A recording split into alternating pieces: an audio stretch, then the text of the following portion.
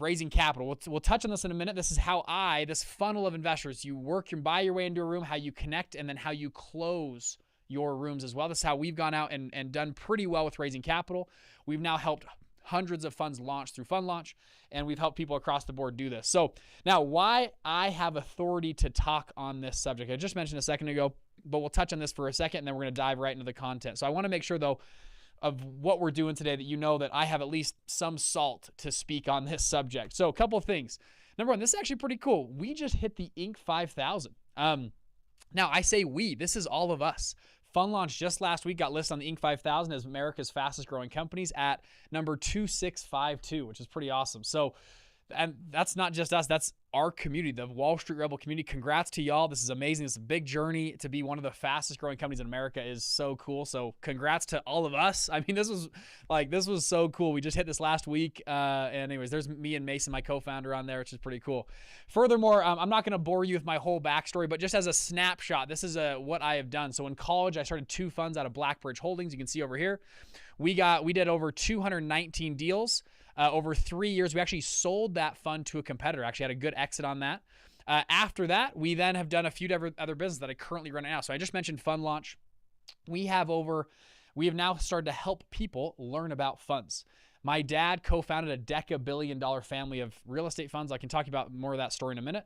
I didn't know he had any money until I was in college. My dad is a very low-key, just simple dude. Very conservative, drove a car with a dent in the door my whole life, and yet was managing tens of billions, billion with a B, billions of dollars of real estate in their funds. He's now retired and exited that. My brother is also an investment funds attorney, worked at the largest law firm in the world, has now spun out and is now doing his own thing right now. And so we came together and started to create content around funds. We are the untraditional managers. None of us went to Ivy League schools. None of us worked on Wall Street. We're more, I'm going to pull my cowboy hat. We're more the cowboy-esque, cowboy-style, untraditional manager. And we've seen now through Fund Launch, over 300 funds have now launched through Fund Launch. So kudos to y'all. This is our community. Amazing what you guys have done. $4.7 billion reported client AUM. We're a bootstrap company. Again, just hit the Inc. 5000. I think that revenue number is outdated as well. That's just last few years.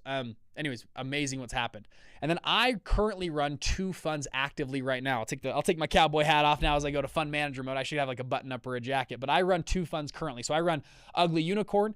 This is a investment crypto blockchain fund. We started in 2022. We've raised about 24 million of equity that we currently actively manage of equity in this fund. In crypto, we've done extremely well as a firm. And then we last year launched Fund Launch Partners that raised $27 million of equity. We've done 9 deals so far. We actually are investing into our favorite funds that come out of Fund Launch. So some of y'all, if you have a great fund, you come through Fund Launch, the average check is about $1 million commitment we put into these funds. We've done 9 deals so far. We actually we partner with someone in their fund. We write them a check and then we help them grow. That's what we're taking a part of their GP, a GP stake. I think we have 3 or 4 more deals under LOI right now that we're looking to do. We're trying to do another about 17 to 18 more deals here in the next, you call it 18 months here, year and a half. Pretty darn cool. We'll talk more about Fund Launch Partners in a minute, how we raise the capital. So over $50 million of equity, not debt, equity raised between these 2 funds that I currently active manage right now. So I feel like I have some authority to talk on untraditional managers, what we have done to raise capital in this sense. Is that making sense? Furthermore, some other cool stuff. This is my beautiful family. This is Lauren, and we live in Utah. We grew up on the same street together. I have 2 kids. We have 9 chickens. I'll put my cowboy back on. We got 9 chickens. Yeehaw. We live on an acre and a half. We just planted 20 peach trees. Anyways, I love living out in Utah, and it's amazing. So family is of utmost importance and what we put into all of our values here at Fund Launch. Here's our, some of the stuff we do at Fund Launch, which is pretty cool. We put out a lot of free content as well. Here's some of our events we've done as well. All right, enough about me. I have authority to talk on this subject, all right? At the end of today's call as well, we are going to do rapid fire Q&A on the iPad. So stay till the end. If you have questions, I actually want to queue them up, and we're going to go rapid fire, and I want to answer your questions, even talk about your specific case at the end of today's call. All right, y'all feeling good? So today we're going to talk about 3 capital wells that I have used that never run dry. At least so far, they haven't run dry. We'll see if they run dry in the future, but haven't run dry so far. And I want to give you a sense of at least where we go to raise capital. Now, as we get into this, I'm going to make a big preface. Raising capital is extremely hard. Running funds is extremely hard. This is not for everyone.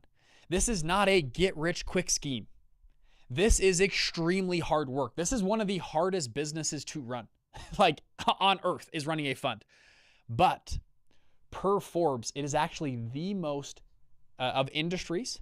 Fund and investment fund management is the number one category of billionaires for people that, and number one is funds. Number two is tech. Number three is manufacturing. Number four is fashion. Okay? This is the number one category of billionaires. This is not easy. This is not for everybody. But if you can lean in, if you can figure this game out, at least for a lot of people, it's been an extremely profitable game to play in. And what we've done at Fund Launch is taken this huge behemoth of an elephant, trying to eat an elephant, and we've condensed it down to a step-by-step process to help most people figure this out. Sound fair? Yeah? Can I get give me a yeehaw in the chat? Give me a yeehaw in the chat. We'll get in. All right, let's talk well number one, all right? Well number one that I have gone to time and time again is events to raise capital. Now, again, $50 million of equity raised. Right now, our portfolio companies have over, I believe, $250 million of portfolio AUM. And Fund Launch, all of our students combined, is about $4.7 billion.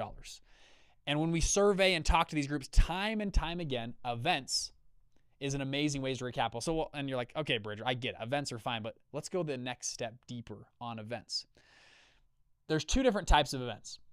Events that you host and events that you attend. I believe both are very, very useful sources of capital. Again, a well. We're talking about a well here where you can pull and find capital, raise money from. So let's talk about both of these and how we have leveraged both of these in our fund. I want to give you actually some tactical things that I have done that have worked for me. The first one, we're going to talk about hosting your event. Now, I want to tell a quick story around hosting events. There are big events, there's small events. I'm using this events term very broad. It could be a poker night at your house with 6 people. That is a small event that gets people in your world. It could be a large multi-thousand person event like I showed right here that we have thrown. This is a 2,000 people we had in Miami. This was in Orlando. We had about 1,800 people at this one. Okay, there's huge events. There's also small events. But I believe hosting events are huge because let me tell you maybe a quick story on this. Well, sorry, I'm going to show you some of the events and then I'll tell you the story. This is an event we threw last week. I think this is the 13th Cars and Coin we have thrown. I'm going to play a video here. I don't think you're going to be able to hear the sound, but no worries. You can just kind of just see, what it looks like here, okay? So what we have done is we say, hey, there's people with supercars. People with supercars like to generally hang out with other people that have supercars. We also have seen sometimes people with supercars, don't like to post them publicly or whatever, but they'll come to events like car events. So we make this event completely free. It is usually invite only. This last event you see here, this video that's playing, we partnered with a guy in Utah, wealthy individual. We said, hey, let's throw a Cars and Coin at your house. We'll invite all of our people that we know that have supercars. You invite your people that have supercars. We'll all bring them together, and then we'll talk a little bit about coin. And so you'll see here, we brought some cool people with cars. Me and Dan and Todd, who's the guy here, we'll get on stage. We only talk for maybe 20 minutes, something like that. It's not that long, but and it's all for free. It's not some big sales pitch. It's not something crazy. We're just trying to get people in our ecosystem, right? We've done 13 of these. We usually throw 2 to 3 per summer. So we've done these for years. And we've now built a brand around people that have they buy a supercar around us. Like, hey, when's your next Car and Coin? I want to come be a part of it. Okay. It's been a very cool way to attract people with cars. Again, free event. Now, you might say, well, Bridger, that works for you. It doesn't work for me. Let me give you a few more examples of things that could work for you. Local poker nights, get-togethers. Dan, my partner, always has supercars, so he loves cars. So we did Cars and Coin. I've seen other people do, there's one, the suits and supercars. There's another one that people that love, I'm trying to find where are high-class individuals and where are they already gathering. It could be box seats at a local event. Could be, I think we have my next slide here actually talks through some of these events here. Again, there are two types of rooms we can get into. You can work your way into rooms, or you can buy your way into rooms. Wealthy people are already hanging out together. You don't have to reinvent the wheel. It's kind of like, when I first got into capital raising, I was like, okay, how do I have to go like assemble these people together and go find them? Which we did Cars and Coin, and we kind of pulled people together, and we did some of that, which is good. But as I've progressed, I'm like, wealthy people already hang out together. They're already in spots. They already are at the box seats for, I'm in Utah, the Utah Jazz. They're already in the Ferrari Club of Dallas, Texas. They're already in the whatever exclusive, health club or the country club. They're already hanging out together. I just got to insert myself into those crowds, into those places. Y'all following? You don't need to go reinvent the wheel. These groups already exist. And so again, the question is, you can see the slide here, but how do I get into one of these rooms? You can work your way into these rooms, or you can buy your way into a room. And I'm sure you're reading ahead here. Working, obviously you got to work it. So there's networking groups, real estate meetups, social media events. We'll talk more about events in a second. LinkedIn. On our last Fund Launch Partners, our largest investor, and we'll talk more about social media in a minute. I think that's number 2 or number 3. Our largest investor came from a cold DM outreach on LinkedIn. Isn't that wild? It was a cold DM. Now, we sent, hundreds of DMs on LinkedIn with no response. One of the guys responded. Their family office wrote a $5 million check into our fund. And I've already signaled for Fund 2 or Fund 3, they want to add more into Fund 2 and 3, and we were ecstatic about that. Cold DM, but it was a lot of work. Tons of work, right? Now, the other side is buying your way in. So let's hit a couple of these. You can read ahead, obviously. Ferrari Club, pay to pitch, box seats, pay to play networking. Last year I joined, the last few years I've joined different mastermind groups. I joined a group that was $24,000 for 1 year to join. I joined another one that was $30,000 to join. $30,000 a year to join.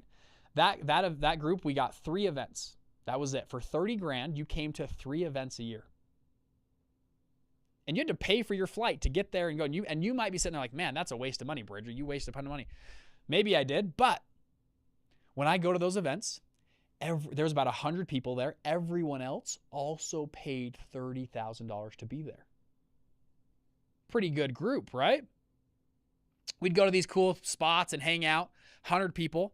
Everyone there is paid $30,000. It's pay to play networking. From that group, that was a couple years ago. I have since I still have investors that are joining our funds. They were like, Bridge, remember we met 3 years ago at that event? We were at this thing. And it was the group that we had joined 3 years ago. And they've already assembled that group. I joined a group, this was about 18 months ago. It was $150,000 to join one group. Now you might say that's a lot of money, and it is. I'm no billionaire. $150,000 is $150,000. I mean, that's good money. But we joined. We wanted to learn all this special information and stuff and help our business, which it did. But also, everyone else in the group had paid $150,000 to be there. Pretty good group to be in, right? My dad, a fun story I've shared before, but from one of his early funds, his partner came in and he had bought box seats to the Utah, and I'm in Utah for crying out loud, right? Like everyone's like, Utah's in the middle of nowhere. He bought box seats to the Utah Jazz, back when the Jazz were kind of good, okay?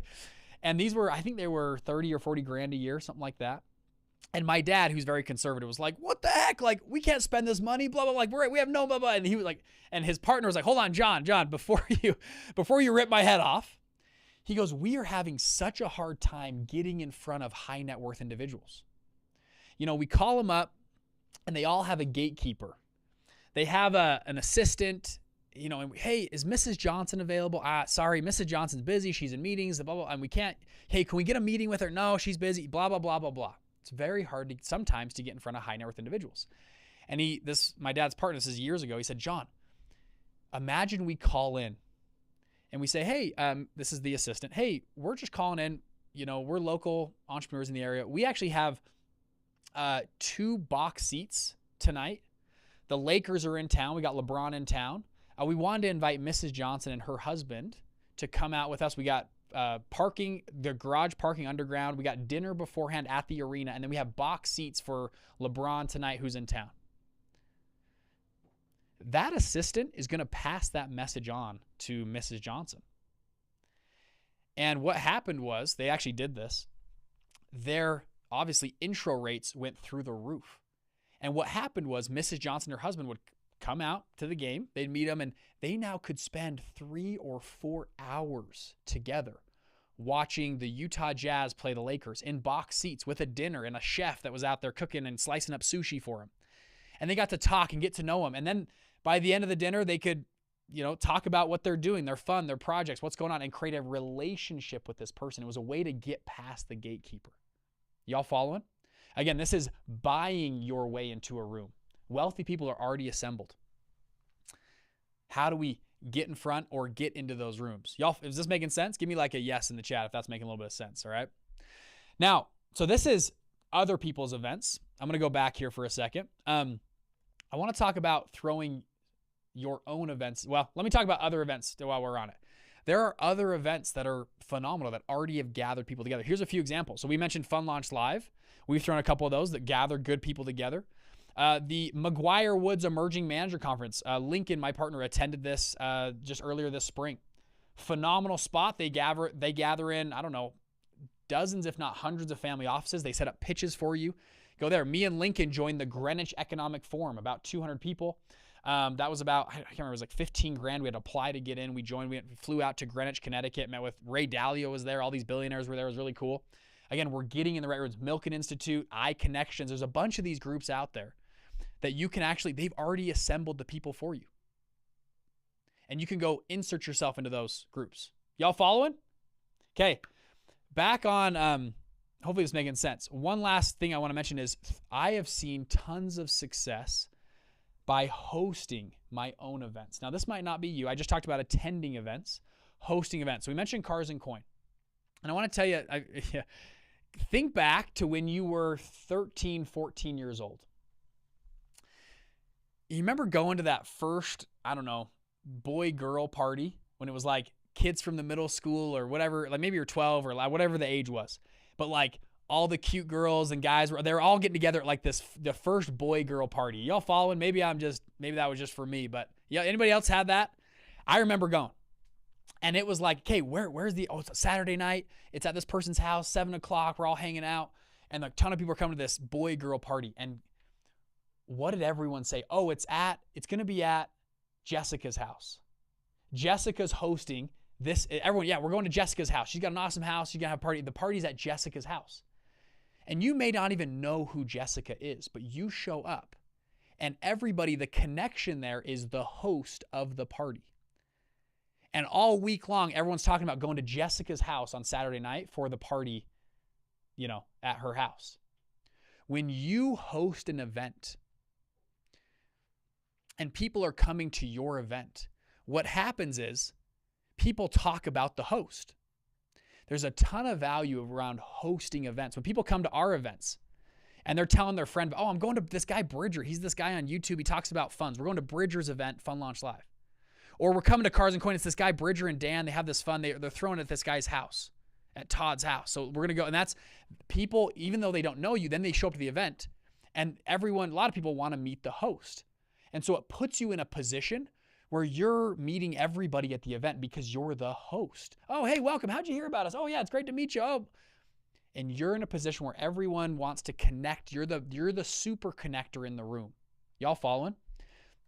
I had a friend tell me, he's like, the best capital raising thing he ever did was a weekly poker night at his house. He'd invite 6 to 8 people per week. It was every Thursday night at his house. They'd come and they'd play poker. They play, $100 buy-in, small hands, but it was fun. And he had like a core group of like 3 or 4 people, and they always made a point to invite new people each week. And so every week they kind of cycled in new people. Some people do this with golf or other things, but Again, but it's like, oh, we're playing poker at Bridger's house on Thursday night. You should come check it out. It's a fun group. And you get 3 to 4 hours to connect with people. All right, y'all following? Is this making sense? All right, because we're talking about number 1, hosting and attending events. There's always events to attend, and I would implore you to start hosting a few events. You're welcome to even steal the Cars and Coin idea if you want. Just invite me, okay? Just invite me, or we can co-sponsor one together. If you want to do one in, I don't know, in San Diego or Dallas, we might even fly out and do a Cars and Coin with you, okay? All right, y'all following along? Cool? Work your way behind your room. Okay, that's number 1. Let's now talk about number 2. So again, we're talking about raising capital. What are wells that I can find people from? So number 2, when we're talking about, that was just the first one, kind of getting in the right rooms. Let's talk about number 2. Y'all right? Number 2 that I keep going to is around building my list. Now, you may have seen this before. I'll give credit where credit's due. This is from Alex Hormozy. He talks about the core 4, and you can see here, these are people who you know, people who you don't know, and this is 1-to-1 private and 1-to-many public. Y'all following this kind of matrix? So people who you know, 1-to-1 private, that's a warm outreach. These are people that you already know, right? People that you already know. People that you don't know, 1-to-1 would be cold outreach. That would be like, a private cold email or private LinkedIn message, right? 1-to-many of people that you know would be posting free content to your followers, okay? And then 1-to-many public of people you don't know would be like running paid ads and or content as well that people can go find that's publicly available. Y'all following? Now, I'll give out a shout out to Alex. They just did an amazing launch this week. This is actually a picture of, if you guys know these two, this is actually us at Bear Lake 3 years ago? This is before Alex was famous. Now Alex and Layla are famous, but they came out and hung out with us, Alex and Layla. I think Layla's taking the picture, actually. I was trying to flex my muscles on Alex. Hopefully that's my dad, and that's Mason, and this is, I think, Alex's friend that came with us. So shout out to him. So let's talk about this for a second around building my list, because when you go to raise capital, what do people always tell you? When they go raise their first round of funding, they always say this: oh, we went to our friends and family first, right? That's what people say. Go raise from your friends and family. And I put this little emoji here, but a lot of people in our group, like, I don't want to raise from my friends and family. They don't want to raise from their friends and family. But a lot of people, this is who you are raising from. This is a well that you are drawing from.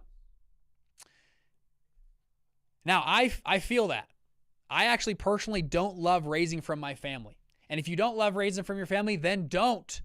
Don't raise from your family. I typically don't really raise or talk to my family about investments. I just don't want to do it. But I do raise from my friends. And friends is a big term. I'm always trying to make new friends and people in my circle. Because to be honest, if you're raising your first time fund, your first time capital, the people that are going to put money in are the people who already know, like, and trust you. And those are most likely people that you would consider friends, and they would consider you a friend. And when you go to these events like number 1, you actually build a friend pool. You build your Rolodex. Y'all following? Now, so Bridger, how do you do this though? How do you not make it awkward? How do you go and actually pull from this well? Okay. Number 1, don't make it awkward. Don't make it awkward. You have no, so I'll, from the beginnings of running for a fund that you're doing, if you're putting together a fund and you're trying to raise money, number 1, you should have a lot of your personal net worth tied up in that fund. So bear none, you should say, hey, I am putting a significant amount of my money into this project, but I don't have enough to complete the thing. So I'm reaching out to friends and family, people around me, to see if anybody else wants to get involved in this amazing deal. I have looked high and low. I've looked across the universe, and of all the deals I looked at, man, this one is phenomenal. That's why I am putting a ton of my own money in, and we're asking around to get help or feedback on what we should do to put more money in. Okay, that's number 1. The psychology you should have. This deal is phenomenal. I'm asking around now. There's one of my favorite quotes ever is this: with friends, when you ask for money, you generally get advice.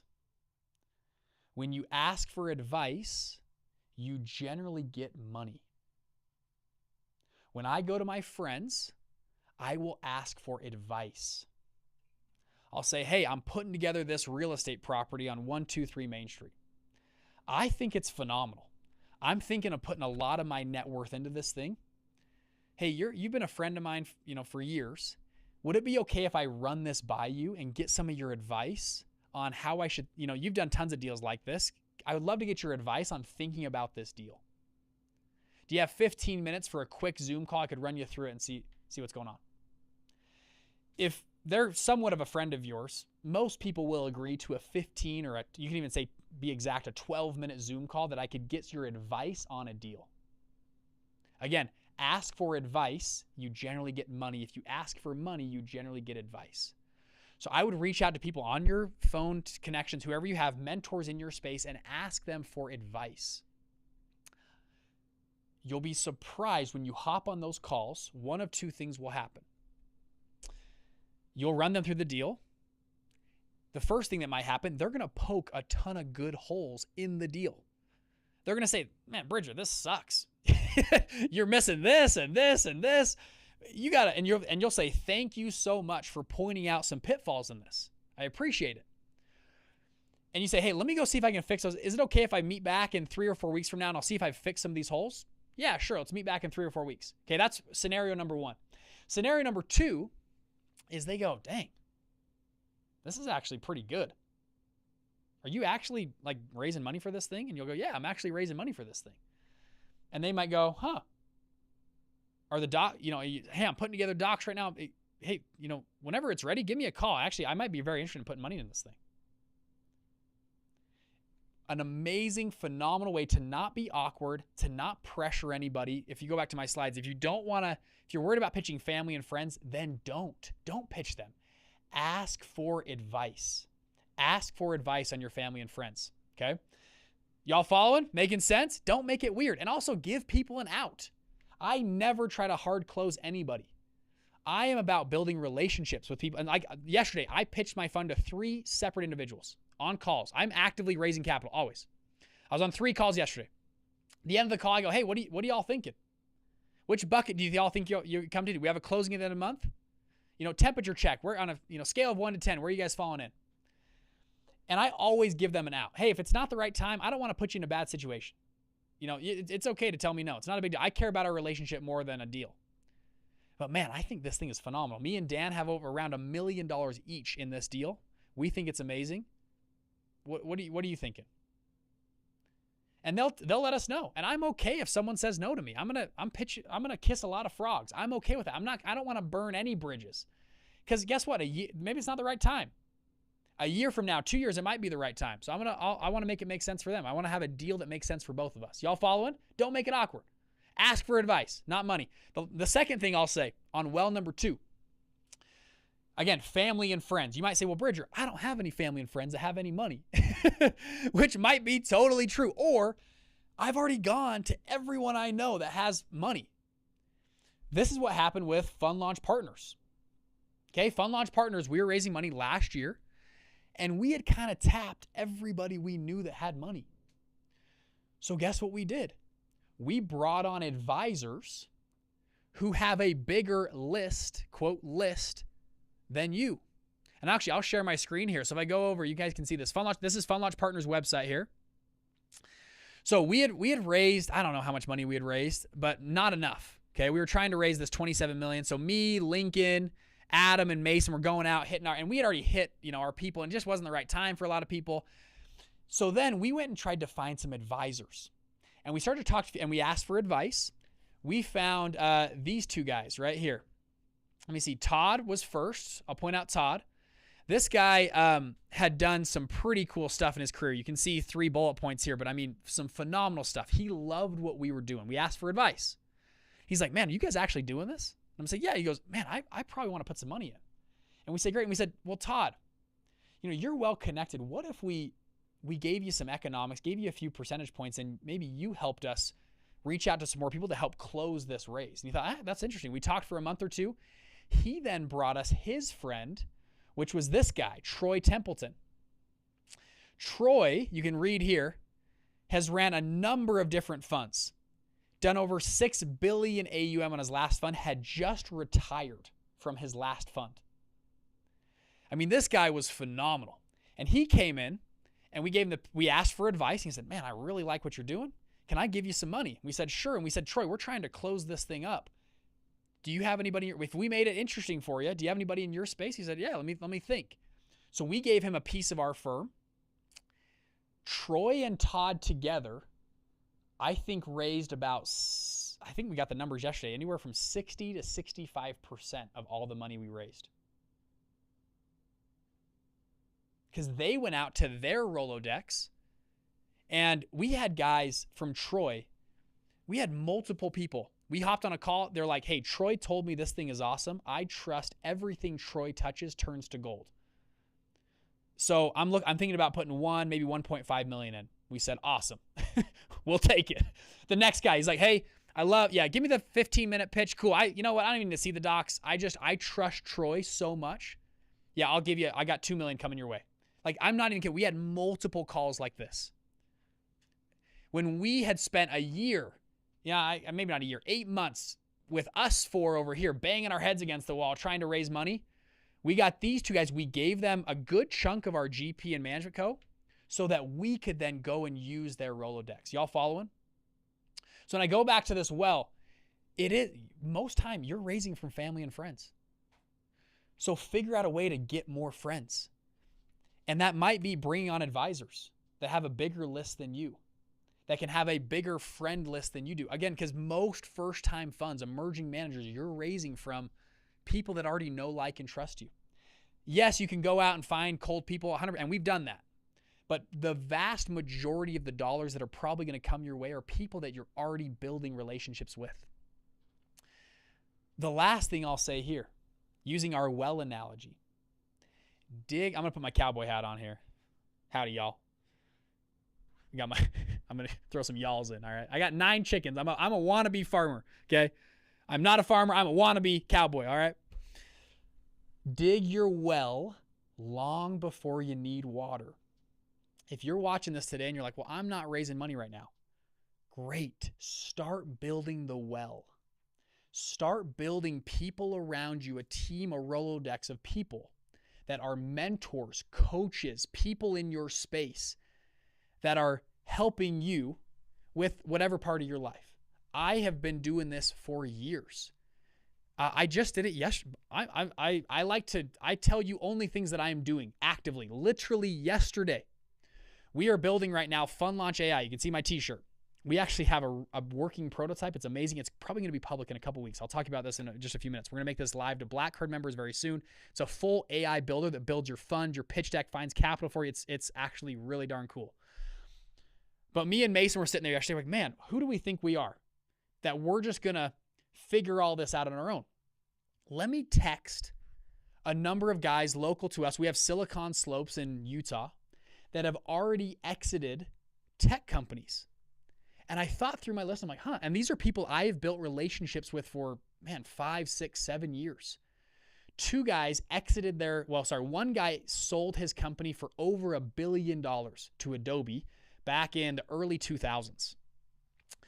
The other guy, I don't know what his exit, but multi-$100 million exit. Another guy sold his company for $54 million to Snapchat. They're all technologists. There's 4 guys I texted yesterday. And I texted them and said, hey, I hadn't talked to these guys in probably 6 months, 8 months, any of them. But I said, hey, we're building this cool thing called Fund Launch AI. Do you have 15 minutes? I know you're busy and you're a legend here. I know you're busy, but you have 15 minutes. I could run this by you and get some advice on building a tech business. We've never really built tech before. I'd love to get your insights because you're just a legend in the space. All 4 of them texted me back yesterday, Bridger, I'd love to hop on with you. Let's do a call. Let's go to lunch. Let's go meet up. And I'm asking for advice. I'm saying, I'm a young guy. You're an older guy. Please share your wisdom with me. And I threw in there, hey, we got this young budding company, Fund Launch. We just hit the Inc. 5000. Like, we're growing, but we need people like y'all. Old mentors, I'm saying old mentors love to help young mentors because it reminds them of who they once were. If you can show to an older, let's call it older mentor with money, you're this young budding version of a, successful entrepreneur that's going out and get it, you'd be surprised how many people want to give advice. How many people want to actually help. They want to be advisors. Now, not everybody. Some people tell you no, for sure. But you'd be surprised how many people it lights them up to like help young entrepreneurs. And we might even give these guys a stake in our business. We'll give them 1, 2, percentage points to be a board of advisors for us, but it goes and builds the Rolodex. Y'all following? So build your well long before you need water. If you already have tapped every piece of water you guys have, bring on advisors that have different wells than you do. No one does this alone. No one goes out and launches funds alone. This is a team sport. We are playing a team game, all right? Yeehaw. Give me a yeehaw in the chat, all right? Let's go. I'll put my props down. All right, here we go. I got some other props here. I got a Fun Launch AI hat. I got a few more in a minute. I'll bring out. Hold on. We'll get here in a second, all right? So back to my slides here, though. We are building a list, right? You can build a list in a lot of ways. These can be meetups, LinkedIn, newsletter, streams. Build out your list. I'll come back to this in a minute. I want to touch on a few more of these to give you more ideas. Like, for example, we have written a quarterly newsletter. Even before we had like a full out fund built, I built a newsletter, and it's just a LinkedIn post of how I viewed the market, what I saw in the marketplace, what was going on. I would send this out to train my audience. Oh, Bridger's a guy that looks and watches the market. He puts out insights on what he's seeing. Sound good? Okay, now we're going to get to number 3. So I've already shared 2. I'm going to come back to, I'm going to hit a few things on. I want to save it for number 3. 3 is a way that we have raised now, I don't want to give you the exact number, but millions of dollars this year. Even last month, I think we closed around $2.1 million last month using this strategy in our own funds. It's worked for us. So I'm going to get to that in a second. That's well number 3, and then we'll pull out the iPad and we'll do more of this. Now, before I go to that, I want to talk about what we do at Fun Launch. If y'all haven't seen our business, we are on a mission at Fun Launch. Because you might say, well, Bridger, you run these funds. Why do you do a webinar like this? Why do you do content? Why do you even run Fun Launch? Now, don't get me wrong. We make money running Fun Launch. I do make money running Fun Launch. It's Inc. 5000 company. We've done very, very well.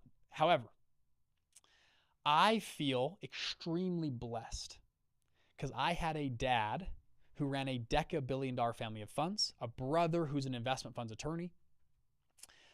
And we did this in an unconventional manner. We did it as these untraditional fund managers. We didn't go work on Wall Street. We didn't go to Ivy League schools. But yet we figured out this game of investment funds. And over the years, we've had a number of people come to my office and start, hey, can we get on the whiteboard? Can you teach me how you guys did this? And so finally, we started to make some small YouTube videos. They got into bigger YouTube videos that turned into a course, that turned into like this whole incubator. We've now had over 1,000 people go through our incubator for funds. We've had 110,000 people take one of our courses online for funds. And we said our mission at Fund Launch is to democratize Wall Street. There are big firms out there, BlackRock, State Street, Vanguard, that are consolidating industries very quickly. You've heard from the World Economic Forum. They want us to own nothing and be happy. They want to have all ownership in the hands of a few people. They're saying you're going to rent your house, you're going to rent everywhere, and you're going to rent your car. You won't own anything, and you will be happy. And I absolutely hate that idea. I'm a big believer in capitalism. Capitalism done right is a beautiful thing. It drives prices lower for everybody. It's an amazing thing when groups are actually competing against each other. However, in some places in the market, we don't have capitalism. We have a cartel or a duopoly or a monopoly where only 1 or 2 or 3 businesses run and control everything. Big Pharma is a great example. Even big finance is a great example. There's about 10 large banks that run everything. There's been no new bank started in like 15 years. It's a cartel. I believe we need more people to understand this game of high finance so that we can democratize Wall Street. I am not okay with 3 firms, BlackRock, State Street, and Vanguard, that control everything. I am okay with 10,000 independent firms all competing and driving prices lower and making better products for consumers. I'm all about that. I love capitalism in its truest sense. And that's why we're on a mission to democratize Wall Street. I feel imperative to shout from the rooftops how funds are built, how they're put together. If you've seen, today we talked about capital raising, but our whole YouTube channel and content is all around this, okay? We've now helped thousands of entrepreneurs around the world in this game of funds, which has been pretty cool, and we want to do more. That's why we're building AI tools. We're trying to take this time to build a fund from here down to here and hopefully down to here to make it it's still hard, but to make it a lot easier to go play in this game. Y'all following? So the biggest thing we did last year to capitalize on this mission was we actually built a full education suite and platform to help more people understand this game. So I'll go quick. This is Alt Street. Anybody in Alt Street, type like yeehaw in the chat if you're in Alt Street, all right?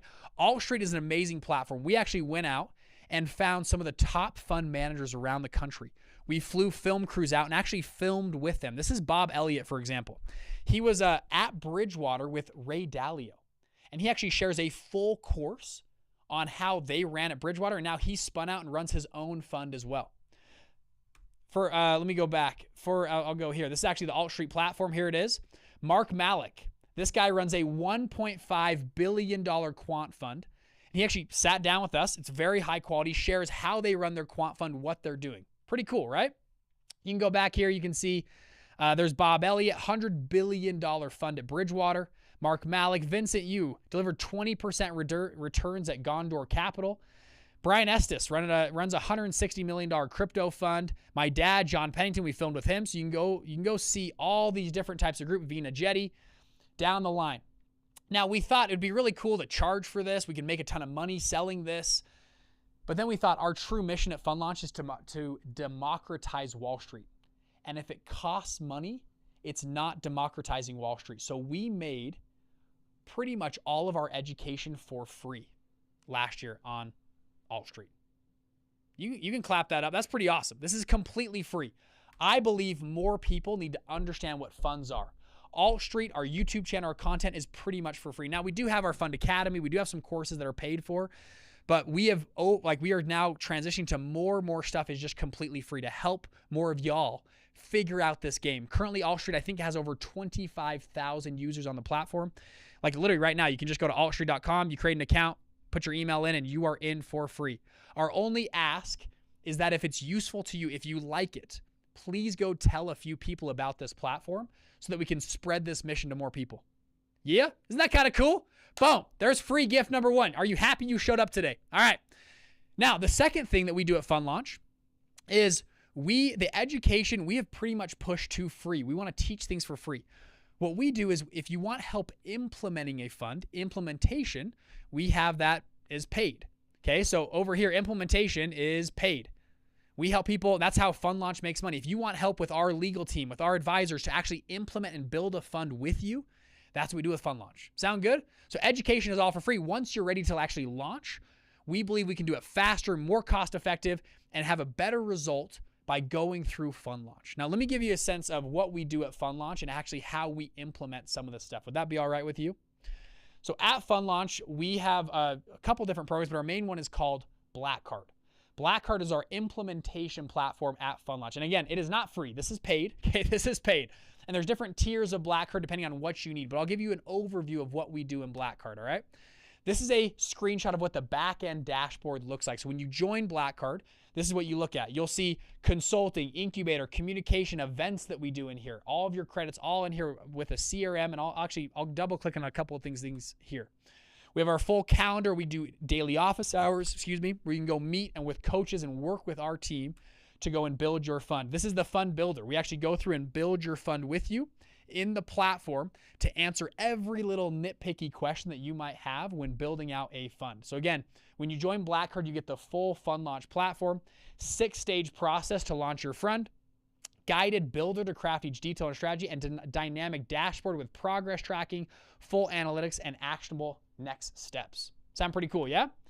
Now, oftentimes, at least for me, I didn't need tons of help. You guys are all smart, but I did get stuck. You know when you get stuck on one or two or three things?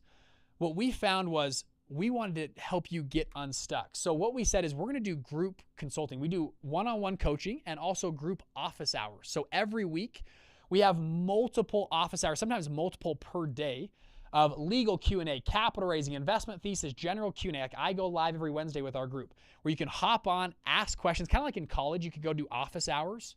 We do the same thing. So every day of the week, someone's live, you can hop in, talk to them, and get an answer to a question to figure out where you're at in your fund. All right. So here's group officers. Here's a picture of some of our coaches. These are all people that have gone out. They actually, most of them currently run their own funds or single asset funds right now. For example, Ben Julius, he's in Canada. I believe right now they're doing a over $115 million development. And he once or twice a week hops on and actually just answers questions, shares what he's doing in there. Dan Pearson has done dozens of private equity deals. Peter Privian currently actively runs a hedge fund. And I think once or twice a week hops on an office hour to just answer questions about this. These are all, not all, but most are people that are actively raising and running funds right now. Okay? So that's the second thing you get is group coaching, one-on-one calls, etc.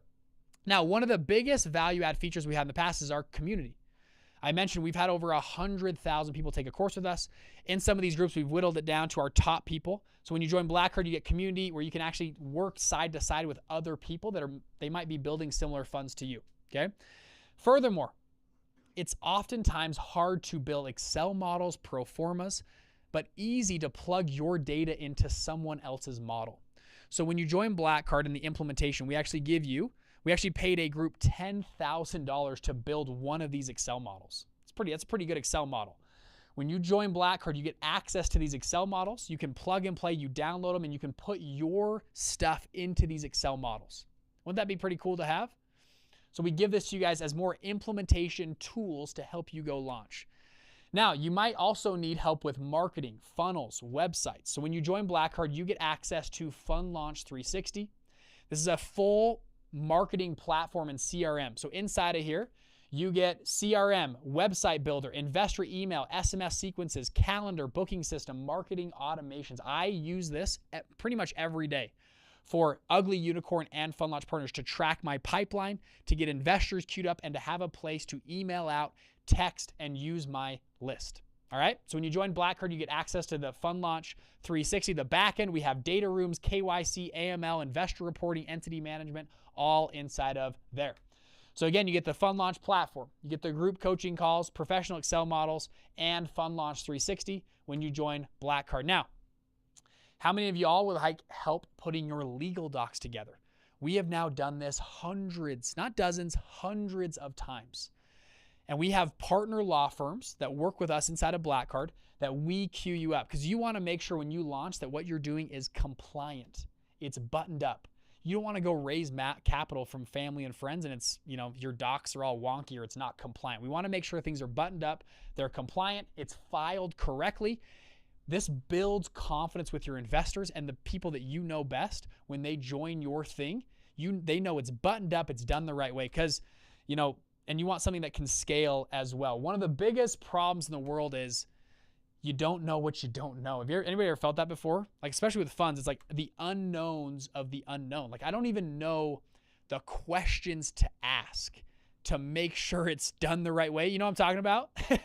So we make sure that is built into you and done correctly. When you join Black Card, you actually get full legal setup for your single asset fund or full out fund, depending on what you do inside of Black Card. We can figure out all the legal for you in there. So again, you get fund filing, baseline fund documents, formation counsel, etc. in here, all through the Fund Launch 360 platform and with our partner firms. You can see some screenshots here of data rooms and other things like that we have in the back end.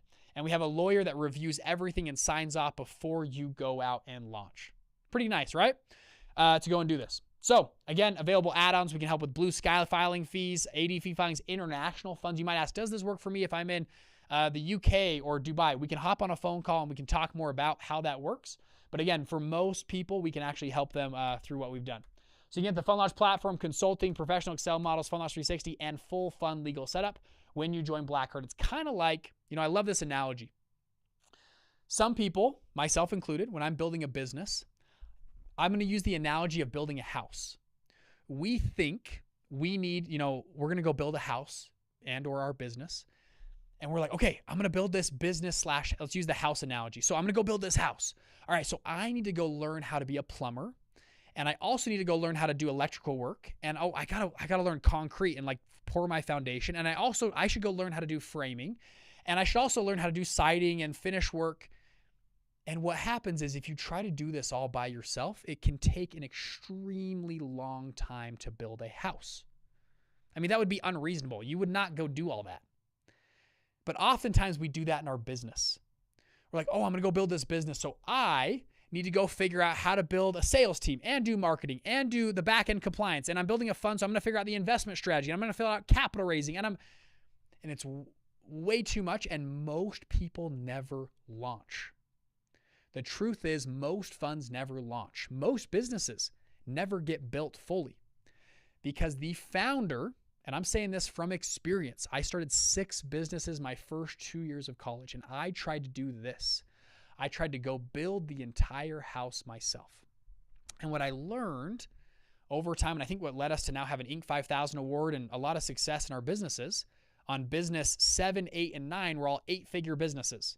When business 1, 2, 3, 4, and 5, 6 were kind of, they made like $5,000, $10,000, $20,000. What was the shift?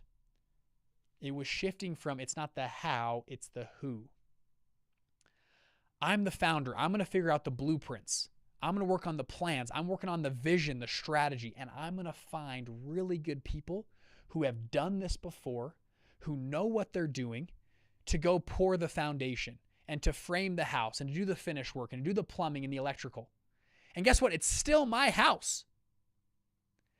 But I'm not naive enough to think I can do everything by myself. The offer in Black Card is this. It's your business. We don't take a slice of your business. It's yours. But you're hiring us to come and implement all these things to help you move faster because we've done it before. We've already blazed the trail. We've done this not with 1 people or 10 people, with hundreds of people. At Fund Launch, we have a team, I think we're about 55 to 60 people as a company. I mean, we do this day in and day out. Y'all following?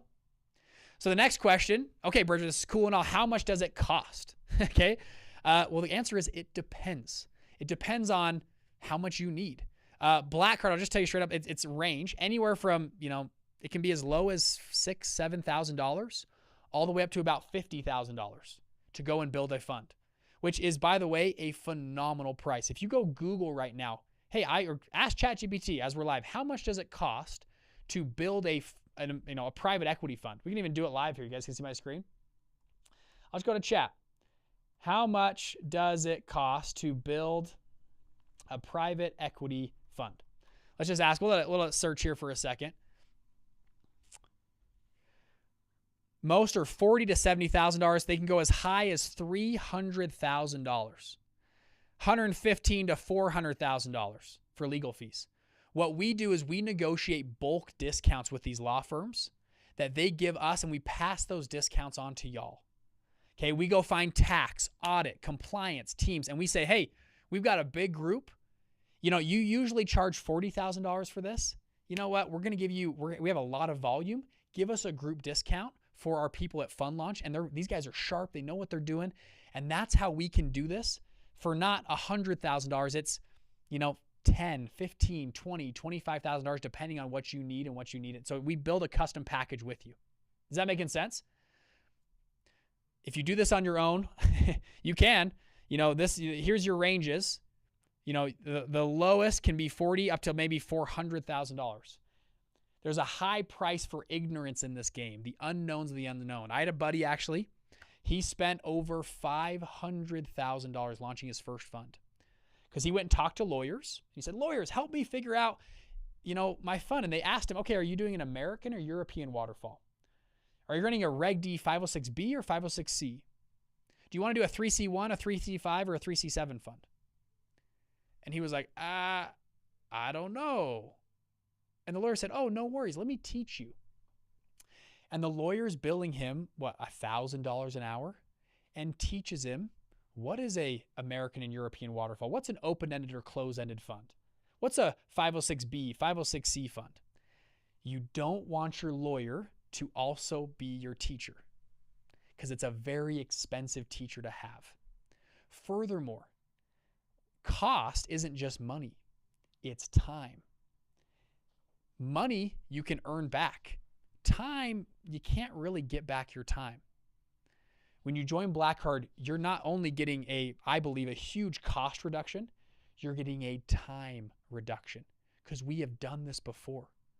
And it's not just the legal part, it's the compliance, it's the audits, the tax people, it's the actually building a fund that people want to have. It's the go-to-market marketing strategy to find investors. Y'all following? So we have different things for different people. Free content if you're just starting out, but we have single asset funds and full out Black Card. If you want to have help implementing your fund and you're curious about this, you see it on the bottom of the screen here. So Black Card currently is closed and we are taking deposits right now to join the next cohort. So how we're doing this right now, we have closed Black Card and we have taken deposits for a cohort to join at the 1st of September. So today is what, Thursday, the 21st? As of today, we have 32 deposits right now to join Black Card in the next cohort. Now, what we're doing, every person we hop on the call, we interview them, we make sure they're actually a good fit for the cohort. Currently, we have 32 deposits down to join the next cohort. On today's Thursday, on Monday, the cohort is starting. We're doing the introductory call, onboarding calls on next Monday, Tuesday, Wednesday, Thursday, Friday. And then September, that first Monday of September, Monday, Tuesday, we're doing our first onboarding call with our new cohort into Black Card. If you would like to learn more or be considered to join the next cohort, and I promise we have 32 deposits as of this morning. We're taking more, but we really don't want to have much more than that. Now we anticipate there's a chance maybe a couple of them fall out, but we're already pretty much filled up for this cohort. But if you want to join and be involved, again, time is money. There's a link down below here.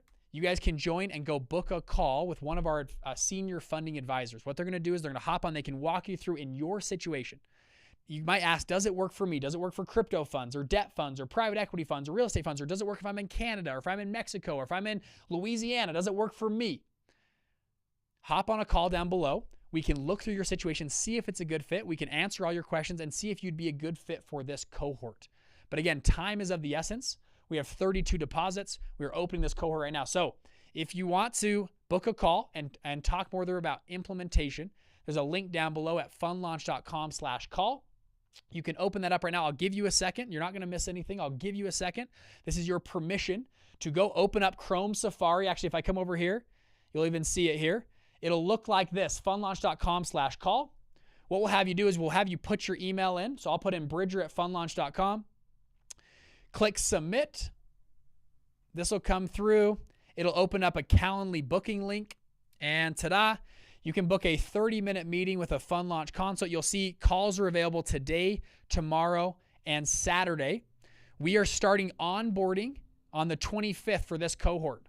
So we're taking deposits to 25th and 6th and 7th. We're starting to do onboarding calls, and then we will have our full kickoff. Oh, well, let me click, but September, I believe it's going to be September 1st. We're going to do our kickoff call for this cohort. Now, when you join with a cohort, what's cool? This is what Harvard Business School does.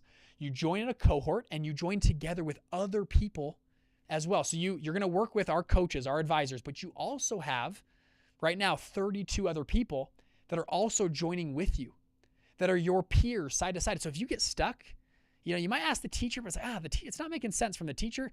Let me ask my buddy over here that's also doing a real estate fund or private equity fund. And what are you thinking? How would it work with you? In the past, in these cohorts, we have seen a number of people team up actually and say, hey, you're doing private equity. Oh, I'm doing private equity. Why don't we let's partner up? Or, hey, let's share resources. Or maybe you don't want to share. That's fine too, but let's share notes on what we've used for capital raising. We have an amazing community at Fund Launch of people that give and share and help one another. And when you join with a cohort, this cohort I think is going to be phenomenal, by the way. When you join with a cohort, you get your peers side to side.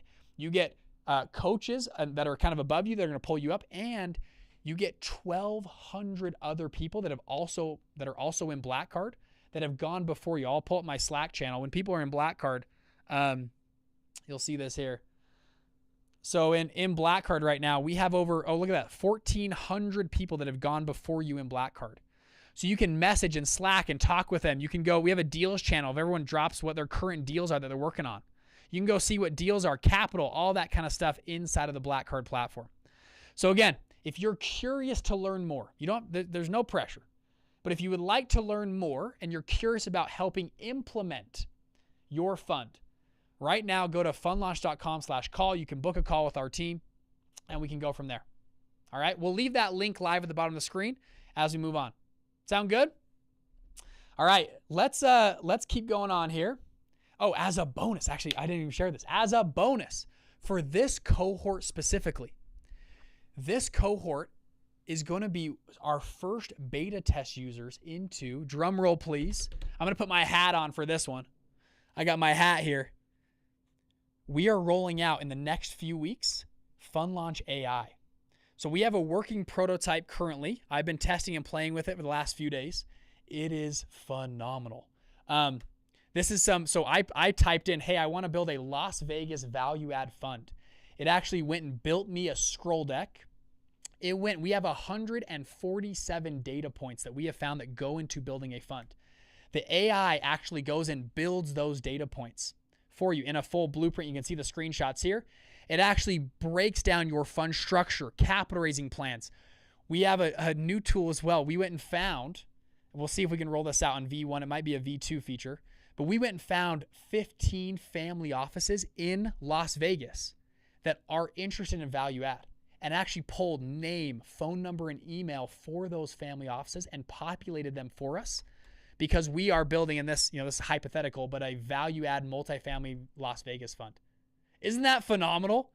We are pretty excited about this. We are going to roll this out to beta users just to Black Card.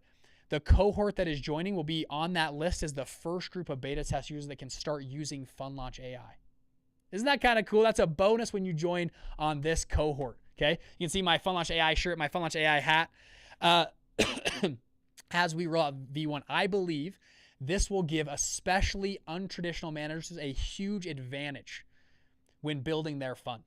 Again, we want to take the time of, it takes maybe this long to build a fund right now. FunLaunch by itself and Black Card has shortened it to this amount of time. FunLaunch AI, we believe, will shorten it to maybe this amount of time, where you could go build a full out fund in not months, not even weeks, maybe even days. This then goes and populates legal docs. We work with lawyers and attorneys and your coaches to help refine all the stuff you're building in your fund, to take this process way down. We're pretty excited about it. We'll do a full public rollout soon, but I couldn't wait. Today I had to tease it. I'm just giving you a little tease today on FunLaunch AI. So again, if you want help implementing your fund, book a call now, funlaunch.com/call. Go book a call. There's only a number of call spots available. Once they're gone, they are gone. So we have my team of senior advisors, only a handful of them. They're outside my office right here. They are taking calls today, tomorrow, and Saturday for this next cohort. If you're curious, if you're on the fence, I'd get your partner, call and be like, yo, let's book a call, show up to the call, and we'll be from there. All right, sound good? All right, I'll take my hat off here. Let's move on. So today's call, we talked, and we'll leave that link live. It's still active, so you can go book a call as we talk, but I wanted to keep talking about raising capital today. Does that sound good? Give me a yes if y'all are still there. You guys still live? You still got people on? Give me a yes if this is still working. So to review, well, number one, we talked about hosting and attending events. We talked about Cars and Coin, what we've done there, other events that we can go to. Well, number two, we talked about FunLaunch partners, bringing on advisors that are bigger than you, that have a bigger list, a bigger Rolodex than you. Sounds simple. A lot of people don't do this. It helped us raise, I think about 65% of our money in our last fund for our $27 million raise came from advisors who brought in their networks as well. We gave them equity in the business. They're now partners. They're on the investment committee. And it was one of the best things we ever did. Okay. Let's now talk about well number 3. This well last month for Ugly Unicorn, I believe, raised us over $1.2 million in July, just last month. This is stuff that's worked for us right now. And I might even share my screen and actually walk you through what we did. But I'll go to well number 3 here. Okay, so well number 3, back to the core 4 was down here. So we talked already about warm outreach, even cold outreach. Right here, posting free content has been massive for us, our brand, and even now raising capital. Now, let me double click on this, because you might say, well, Bridger, it's easy for you. You have a following already. You already have 400, whatever, I think it's $350,000 social media followers. This works I've seen it work for people that don't even have followings. And so let me just give you a few examples. let me open this up, and I'll tell you a quick story. So years ago, this is when I was first starting my story is my first 6 businesses when I joined. I was in college. I started a Chinese tutoring business. I started a website building business. We were doing, building funnels and ads for people. We were trying to build this little tech feature that would go into a snowboard. Anyways, and I kept kind of striking out. And I remember thinking about literally the Kardashians. And I thought, Kim and Kylie and that whole family. And I was like, and I remember sitting I was feeling a little defeated. And I was like, man, it must be easy for them. So easy. They just have a social media following. They just post on Instagram and it's like $1 million per post they make. And I'm like, it's so stupid. I was like, this is so dumb. I'm over here grinding my face off. And someone else, just this cute girl on Instagram, can just post something and she makes $100,000. And I thought I was like, the life is so unfair. And I was going, pity Bridger, like I've got to do it the hard way, blah, blah, blah, blah, blah. And then I sat there and said, I can either hate them or I could try to join them. And what if I could do something like this? And maybe I could post on Instagram and raise money, or have, I'm selling my little widget and people would follow and do it. And then I thought, no, I'm not going to post on Instagram. It's stupid. I'm not doing that. Like, that's dumb. And then I went back and then I kept having this reoccurring thought. Like, well, then you better take that excuse out of your brain. Stop complaining about not having a social media following when you never post anything on social media ever. And finally I said, fine, I'll try it out. And actually, I'm going to share my screen for a second. At the time, I'm going to go to Instagram. Okay. Some of you know my Instagram. This is my Instagram right here. Okay. We have an okay following. We're not even that big, by the way. We're pretty small on social media. Okay. I post stuff. I don't know. I don't even get that much engagement. Like, I don't know. I'm still not good at social media. I'm trying to figure it out. Okay. My original Instagram was this. I think it was Bridger_pen. Yeah, here it is. This is my Instagram account from when I was in just like high school. And I got married. I just, I had a couple of followers. Like, this is my social media account. Actually, this video is crazy. We went and anyways, I'm just showing this is the cool video. Come on, look at this. This is me right here. Come on, dude. So this is my just friends and family social media, right? And I remember this is like 2018. And I thought, man, it's so annoying. So then I said, well, my dream customer is not my family and friends who follow this account where I'm in the Redwoods or whatever. Like, it's not this group, okay? My dream following is somebody else. So I went and created a different Instagram account. I left this and I went and created Bridger Pennington. At the time, had 0 followers, was a brand new account. No one knew about this account. And I won't have enough time to scroll. If you scroll down, you'll see my original post where I was just testing out business content. As you know, it started to do better. So we started to get a following. We ran ads behind this. I had about 50,000 followers on Bridger Pennington, not Bridger Penn. And I had one of my friends come up to me and like, hey, Bridger, do you have another Instagram account? Because I saw this Instagram account. It has like 50,000 followers and it looks like it's you posting on it. And I said, oh yeah, we've been doing that for the last like 2 or 3 years, And he's like, oh, I had no idea. He's like, why didn't you tell me about it? I'm like, because you're not my dream audience. I don't care to post for you, right? Like, and he's like, oh, that makes sense. And so I made what I called a Binsta, a business Instagram. Now I'm getting a little technical here, but this by itself, and I'm not talking Instagram, YouTube, podcast, we'll talk about this in a second, has served me incredibly well.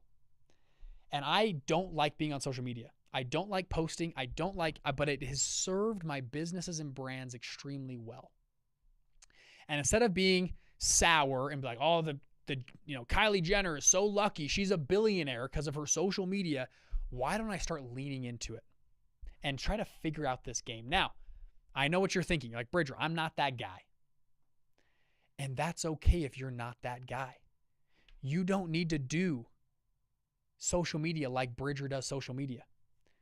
And it's not, I don't know if I'd do that, blah, blah. You guys know Ray Dalio? Ray Dalio, this guy, founder of Bridgewater Associates. Net worth 14 billion. I think it's more than that. I think that's a little low. One of the most successful hedge fund managers of all time, is a pretty big influencer. Now, is Ray Dalio doing selfie TikTok style videos? No, he's not. But he does post, I'm going to go on X here. He posts these very interesting blog articles. So like every once in a while here, you can see X article. He'll post his thoughts on the market. Look at this, 172,000 views. You don't need to go do like an Instagram, TikTok video. Don't do that. If that's not you, don't do it. He's a very good author. Obviously, he's written a couple amazing books. He goes and writes out his thoughts on the market. Is that making sense? Now, he recently has done some more of these videos with his team, but most of them are more written. Is that making sense? Very big, let's see right here. 1.7 million followers.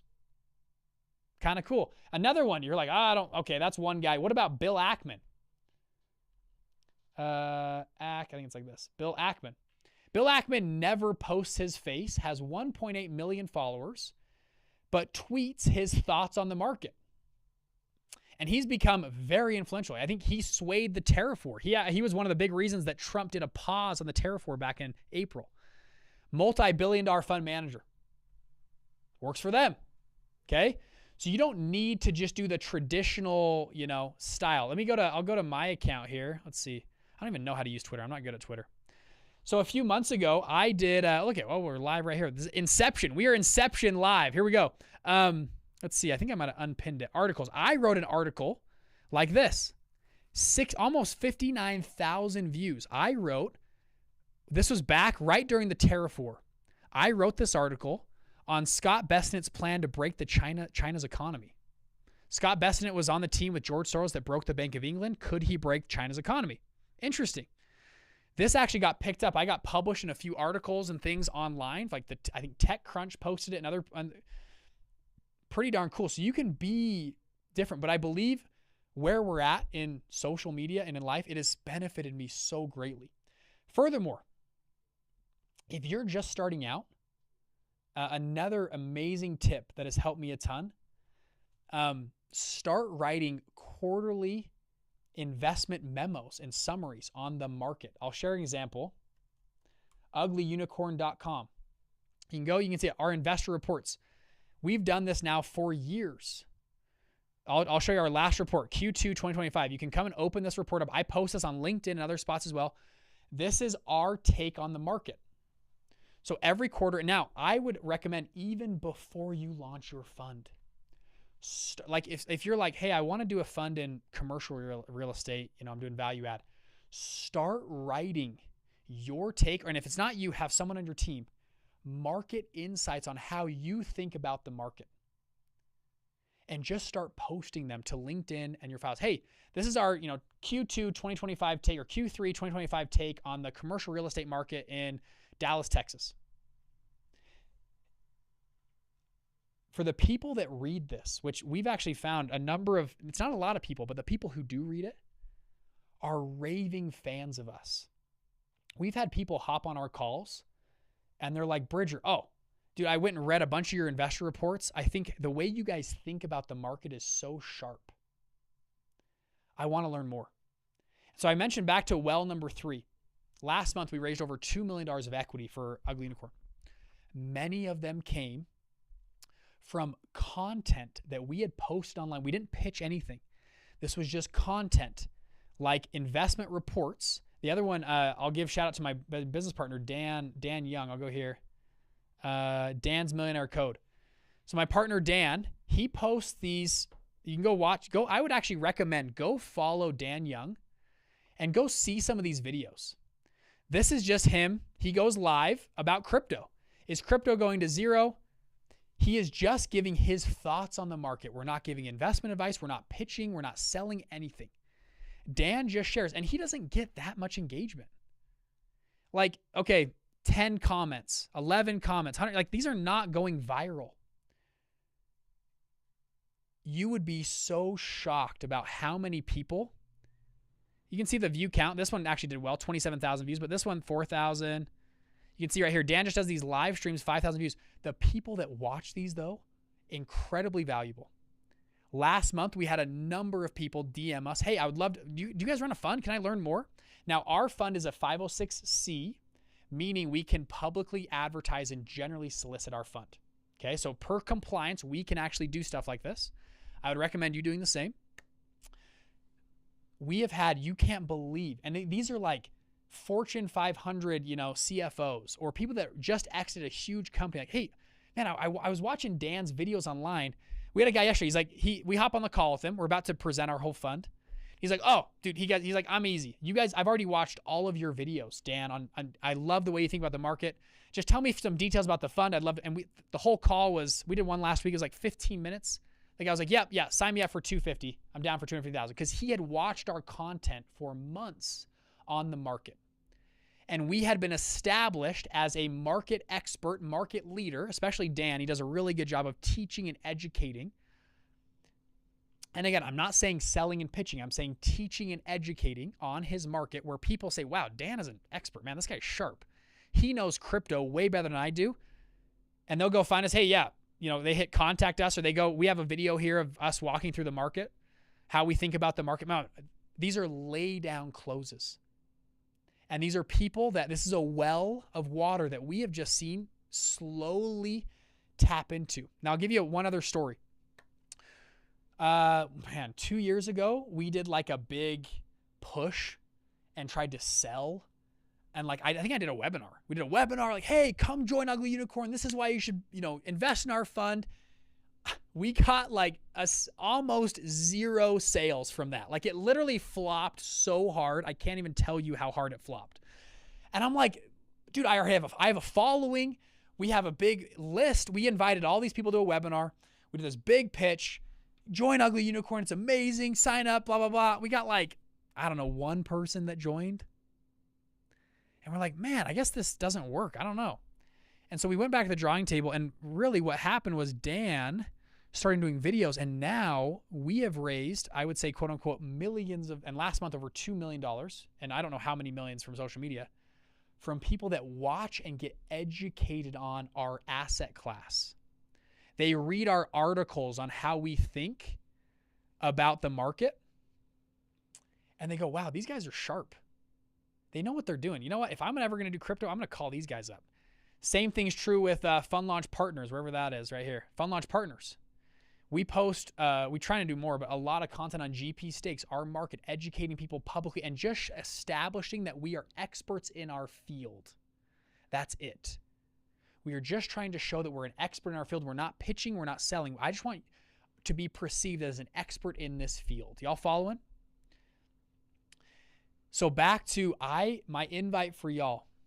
I keep saying y'all. Let's put the cowboy hat on. My invite for y'all would be, I like having the cowboy hat here, by the way. We should keep this going. This is the first time I brought the cowboy hat on the webinar. We might keep the cowboy hat going. My invite for y'all. Start with something. And if you don't want to pitch your people on social media, start a new social media account because no one sees it. The easiest ones I would start with. Blog. If you're a good writer, start writing. Write insights. And you have ChatGPT and Claude help you write, but write insights on your market. When someone looks you up, like, hey, you know what? Who's this Bridger Pennington guy? If they go look up your name, what pops up? If it's currently nothing, some of these blog posts might start popping up. For me now, we've got some stuff here, but you can see some of our stuff pops up. LinkedIn articles, YouTube channel. Like there's hopefully good stuff that pops up when someone types in your name. Is that making sense?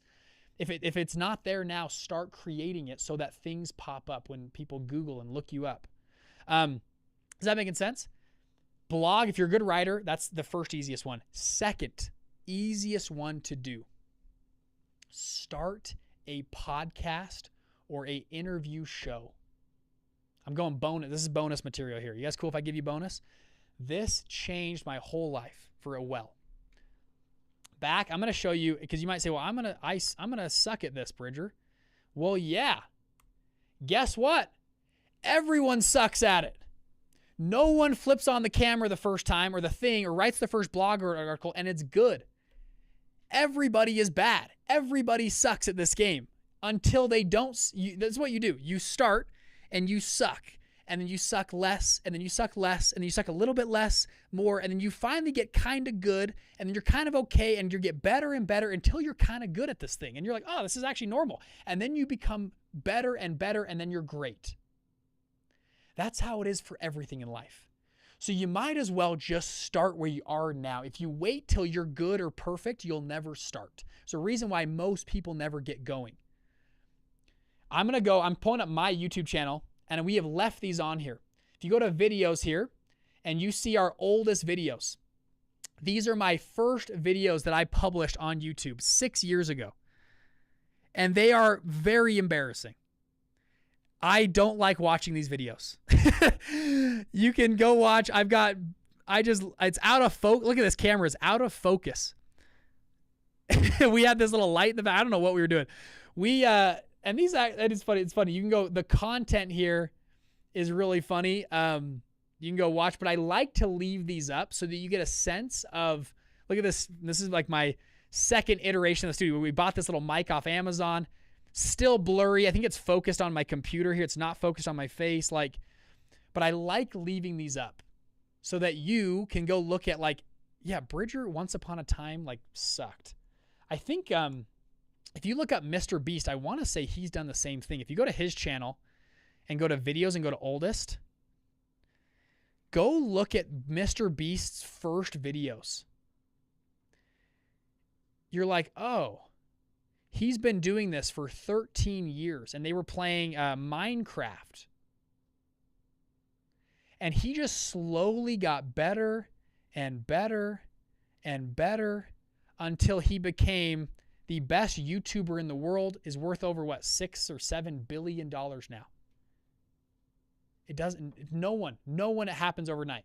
Look up, I think Alex did the same thing. Alex Hormozy. Everybody sucks. Everybody is terrible. I think he did the same thing. He leaves his old videos on here for that purpose. You go to oldest videos. Yeah, look at this video. 7 years ago. Everybody is bad at this. No one's good at this, but they start and they get going. Now, for you, it might be a vlog video like this. It might be YouTube. It might be a blog post. I cut myself off earlier. I think starting a podcast interview show is such an amazing way to get people attracted to your brand. And what's cool about, I'll show you one that we did, Funds That Won. We need to get back to this. We started this podcast with Lincoln. He went and just interviewed people that have good funds that are winning. This show gets 0 views. And it's what's cool about podcasts. There's no view count though. You would not know if this got 100,000 views or 0 views. Now the one thing you can see is reviews. This has 23 rating and it's got 5-star reviews. Okay, 23 ratings. I guess that's fine. There's no view count. All you can see is we've done 60 episodes and we've had 23 reviews. Okay. The guests we've brought on here, Brock, Brent, you can go through. These are multi-millionaires, really successful people. You'd be surprised who says yes. And this isn't me. This is Lincoln. He doesn't really have a following. He just reached out to people, and you'd be surprised how many people say yes to hopping on a show with you. You can film a show literally on Zoom, on your iPhone. You can film a podcast and publish it right now. You go to Riverside, and then you use Anchor.fm. We've loved using Anchor.fm. It's now bought by Spotify, but you go use this. It publishes to all the platforms really easily. But guess what happens? Lincoln can sit down for 34 minutes and talk to Peter Burke. Peter Burke is a very busy dude. Kind of hard to get 34 minutes with him. But on a podcast, it's one-on-one, 34 minutes. You get to build a relationship with somebody by interviewing them on your show. And what this does, again, we talked about building your friends and family, right? This builds out more friends than what you would have had before. Is this making sense? Huge bonus to doing this. Now, I know you're probably sitting there like, okay, fine, Bridger, I get it, but I don't want to, it's not for me. I'm not the guy. I don't know. Then don't make the excuses. If you're going to not do it, then stop. This is for me. Stop being mad that Kylie Jenner makes $1 million per Instagram post. Stop being mad that Grant Cardone, love him or hate him, has raised, I don't know, $1 billion off of his social media platform. Stop being mad about it. Don't be mad at Bridger because we raised about $2 million last month from doing this kind of stuff. You can either be mad or you can lean into it and try to figure out this game. And start simple. My advice to anybody is don't overcomplicate it. Don't spend $20,000 trying to build a studio like Bridger Studio. You can use our back camera if you want. Like, don't go try to build, you don't need to build this. You need an iPhone. You need a little mic that's $30 on Amazon. Like, you can start for pretty much nothing and just get going. Do an iPhone. What's funny enough about my social media, my iPhone selfie videos outperform all of my professional videos. All these iPhone are the best ones, as at least for me. Okay. So don't overcomplicate it. Don't make it something crazy. Just start and get going. Can I get a yes in the chat from well number 3? Okay. So, now for the next few minutes. So again, now if you want to talk to our team about implementation, you can go to funlaunch.com/call. We will help implement your fund. Again, Alt Street is for free. But if you want help implementing, putting this together, we have a cohort that starts next week. We have 32 deposits. Book a call for today, tomorrow, or Saturday. Monday morning, we are starting on the onboarding calls and getting one-on-one onboarding. And then September 1st, the full cohort will go live. You guys are going to be the first people to have bonus access to FunLaunch AI. You'll be beta test users in there, and it's going to be pretty cool to give you access to all that cool stuff. If I go back here, you can see all the bonuses material you get: professional Excel models, consulting, legal setup, FunLaunch 360, all included when you join Blackcard. All right, so go check that out down below. Now, okay, so we talked already about hosting and attending events. We talked about, Cars and Coin events that we've thrown, other events I've attended. We talked about bringing on advisors to help build out your friends and family. Ask for advice, not money. When you ask for money, you generally get advice. When you ask for advice, you generally get money. All right. Now let's talk. Let's go a little bit further. I wanted to share a few stories. Actually, I'll show. I have 5 stories, that I want to share about my journey when building a fund. Is that cool with y'all? Can I share? These are quick stories. They'll go pretty fast about building this out and building a fund. But I want to share a quick story. Back on well number 3 on building out a social media following. I was actually in the airport. This is 3 months ago, on our way to our Dallas event with Blackcard members. So I was flying to Dallas. We had all of our Blackcard members flying into Dallas. We're going to do this big event. And I was in the airport, and literally the guy next to me going through security, I was like, dude, I think that's that NFL quarterback. And I couldn't put his name on. I was like, who is that guy? He's literally next to me. Like, we're putting our bags through the thing. And I'm like, who is that guy? Who is that guy? And finally I'm like, oh, it's Jaron Hall. He's the backup quarterback on the Seattle Seahawks right now.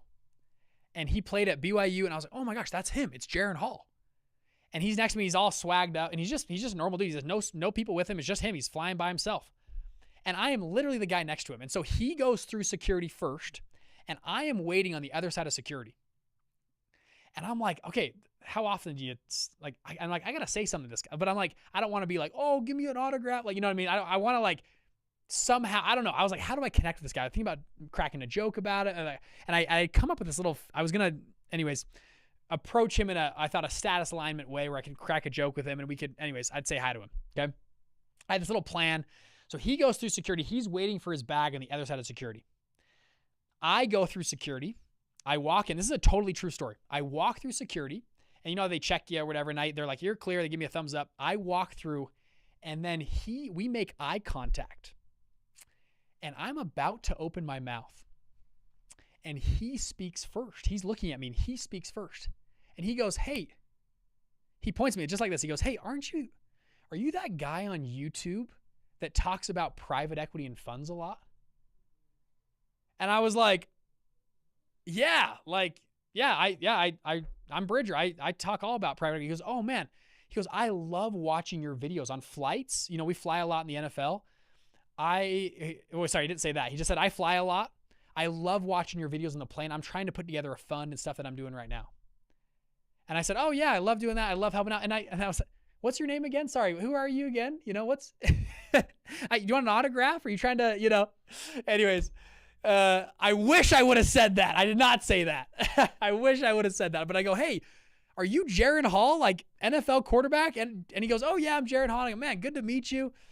And he goes, yeah, I love, we're trying to put, are you guys doing a fund? He goes, well, I'm looking to put together a fund with some NFL players to go invest in stuff. I said, great, man, that's awesome. And I said, hey, I've loved watching your career. Congrats. And he goes, yeah, I'm flying actually back out to training camp right now. And so we talked for a few minutes, and actually we exchanged contact information. I said, hey, let's just share numbers. If you ever have, he goes, I'd love to call you if we have questions about a fund. I said, great, awesome. So we shared contact information in the airport. We kind of split up, and he went to his plane. I went to my plane. Isn't that sweet? Now, I was like, man, for all the times I hate filming, I hate doing social media, I was like, it was worth it in that moment. And I wish I would have said, hey, do you want an autograph from me or whatever? Anyways, I wish I would have done that. That would have been so freaking good. But it is such an interesting, and I didn't know this when I started doing content. I go to networking events now, and there usually is a good chunk of people who already know my business. They know what I'm doing. Like, oh, Bridger, I saw your post. Are you guys doing Fun Launch AI? Like, oh yeah, and like it's becoming more of a warm outreach. Even when I go to people are like, hey, we've never met before, but oh man, and they want to come meet me or tell me about something. It has changed the way I go to back to the first one, when I go to events. It has been absolutely transformational. It's been phenomenal, and I'm still pretty small. I don't have that big of a following. We need to hopefully get this message out to more people. But what I'm sharing you that because I didn't want to do social media. I didn't want to start. I started with these crappy videos that slowly just got better and better, and they're still not even that good. But it's transformed the way I network, where NFL quarterbacks in the airport are like, yo, you're that private equity guy. I would implore you to start on the journey. It takes everyone a lot of time. You just saw Mr. Beast from 13 years, okay? I'd implore you to do that. Now, all right, I mentioned 6 stories. You guys cool if we dive into these? And then I want to answer some questions. We'll pull out the iPad. But this is a few stories, and we're going to go fast on these, that transformed my life when building a fund. Because you might be asking the question, well, I don't know if I'm ready. I don't know if it's the right time to build a fund. I don't have the money or resources to build a fund. Bridger, I'll do it next year, or I'll do it the year after that. And I used to tell myself this as well. I was like, oh, I'll do it. I'll wait for the perfect moment. I'll wait for the moment when whatever, the stars are going to align, and then I'll do it. And what I realized was I kept waiting for that moment year after year after year. And there was so much value, and I more have happened into this. So I'll preface this first story, and then we're going to get into the boardroom story in a second. But you guys, some of you know my story. I went to college my first 2 years. I come to find out my dad is running a deca-billion-dollar family of funds. From his partner, who is super rich and wealthy, my dad drives a car with a dent in the door. We live in not a small house, but a normal house. His partner lives in this beautiful house. And I come to find out they make about the same amount of money. And my chin drops to the floor. I'm like, what? Like, Dad, like, why we never go on family trips? Like, why don't we ever travel? Why can't I order? There's no drinks. Like, we go to restaurants, nobody order drinks because we're trying to save money. Like, it's water for everybody. Like that's how I was raised. And I'm like, Dad, you're managing $8.5 billion of real estate. That's twice as big as Cardone Capital. Like, why can't I order drinks at the restaurant? Okay. So anyways, I digress. My dad is phenomenal. You guys will meet him when you join. He comes to our events. He's awesome. But my dad started teaching me about investment funds. So every Sunday night, he'd teach me about funds, how they're built, all the intricacies of funds, GPLP structures, the formation of funds, all the stuff around the SEC funds, etc. I then launched my first fund at age 22. I build a fund. I pitch my dad for money. My dad says, no, I will not invest in your fund. And he didn't invest in my fund, I think, for 8 years. My dad never invested in a fund, a deal, anything I did, but was a great mentor and coach. And so I went out and raised my own money, raised hundreds of thousands of dollars, then millions of dollars on my own funds. Finally, actually, this year was the first time my dad has ever invested in anything I've ever done, ever. And he put like a small little check into Fun Launch Partners. That was it. And he's now retired, and he's at his lake house and whatever. But I want to, that dovetails my backstory a little bit. So I'd learned about funds. I was at a young age and I was running a fund at the time, and I got invited to go to the boardroom. Okay. I got invited by this one guy named Mike. He thought I was, somewhat special. Mike is, twice my age. He invites me to this meeting with two other individuals that are also twice my age. So get this, there's three guys there and then me, I'm the fourth. Okay. The three guys that are twice my age are all multimillionaires. One of them has a private jet. The other one, they drive Rolls Royces. They're like in these huge houses. These guys are very successful individuals. I am 24 years old. I get invited to this meeting and they are talking about a fund that they are going to put together. And they invited me because I've launched one or two funds. I started posting on YouTube and stuff. My dad ran a fund, right? So they invite me to this thing.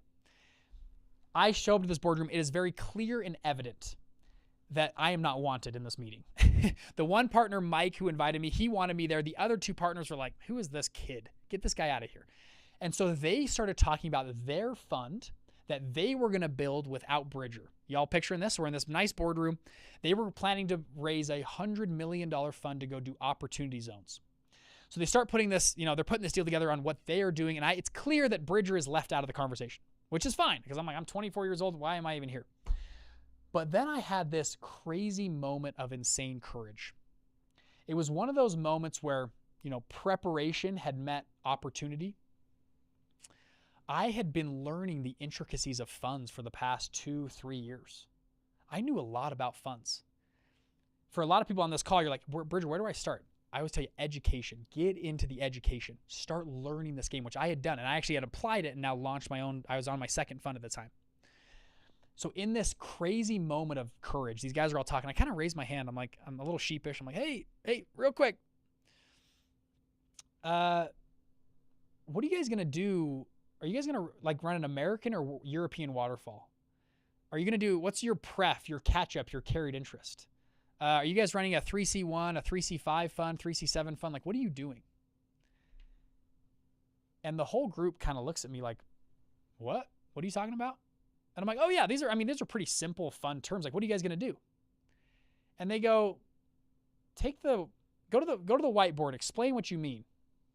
So I go up to the whiteboard and I start to explain to them over the next about 7 minutes, what's an American and European waterfall?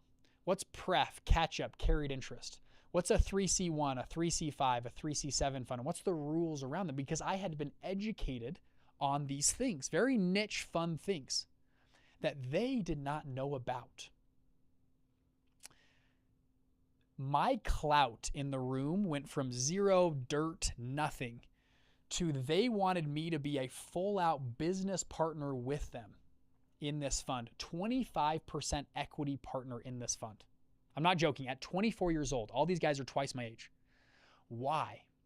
Because I knew things about funds that they did not know anything about. Now, if I would have sat on the sidelines and done nothing and didn't know anything about funds, I would not have been able to speak up in that conversation. But I had spent the past 2 years, every Sunday night on the whiteboard, trying to figure out on YouTube videos, trying to figure out this game, reading PPMs, reading legal docs. There wasn't, Fund Launch didn't exist back then. I had to just learn from a dad, mentors, Google, legal docs to just put this all together, out of thin air. There might be a situation for you in 3 months from now, 6 months, 18 months, when you're going to be in a boardroom or a meeting and the company that you work for, you're at, is getting bought by private equity. Or there's partners discussing about taking down a 200-unit apartment complex. Or there's someone else talking about trading an algorithmic Forex trading fund. And you are going to be, when you go through and educate yourself and lean into this, you'll be able to raise your hand and be like, oh, hey, I actually know about that. Oh, really? Yeah, I did this fund launch thing. I went through all the education. I did their implementation strategy. I know all of it. And preparation meets opportunity. And your clout, because very few people understand this game of funds. Very few people know the stuff that we teach literally on Alt Street or on our YouTube channel for free. And then furthermore, even less people know all the implementation stuff we do with Fund Launch through our incubator. Don't waste the chance to be the preparation time so that when that opportunity meets, you can capitalize on it. Okay. So if you want to learn more, funlaunch.com/call, you guys can go book a call and talk to our team. Okay. I already mentioned this. 6 businesses my first 2 years of college. I was hitting my head against the wall, business after business after business. I mentioned this. My dad can talk to me. I'm going to skip this one. I'll come back to this one later if we need to. Now, I want to talk about this. Number 3. Well, sorry, last thing on number 2 that I'll share, because you already heard half of that story. I was trying any business that just could make sense. Like, anybody done this? Like, I went on YouTube. I was just like, any business that, like, how do you make money on YouTube? I did real estate wholesaling. I wholesaled 2 houses. I built websites for people. I was doing ads and funnels. I did a Chinese tutoring business. I served a 2-year church mission for the Church of Jesus Christ Latter-day Saints. I served in Taiwan. I sold religion door to door for 2 years as a missionary. Okay.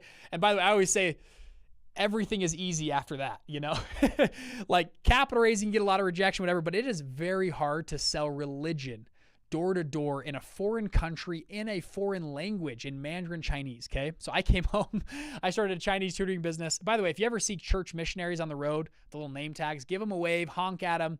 You know, it's tough. It is hard. They left their families. They don't, you know, they're at home. They left their girlfriend. I was out there just knocking doors, talking to people on bicycle, you know, in Taiwan for 2 years. No, we don't go to school. We don't work a job. It's all we do day in and day out. So be nice to missionaries if you see them. But I was trying all these different businesses. And what I found, I finally said, okay, number one, to do any business, anything, it takes a lot of work. Anything. You know, the people are like, I have this little side hustle that makes like everything that's worth doing is worth doing well. It takes work.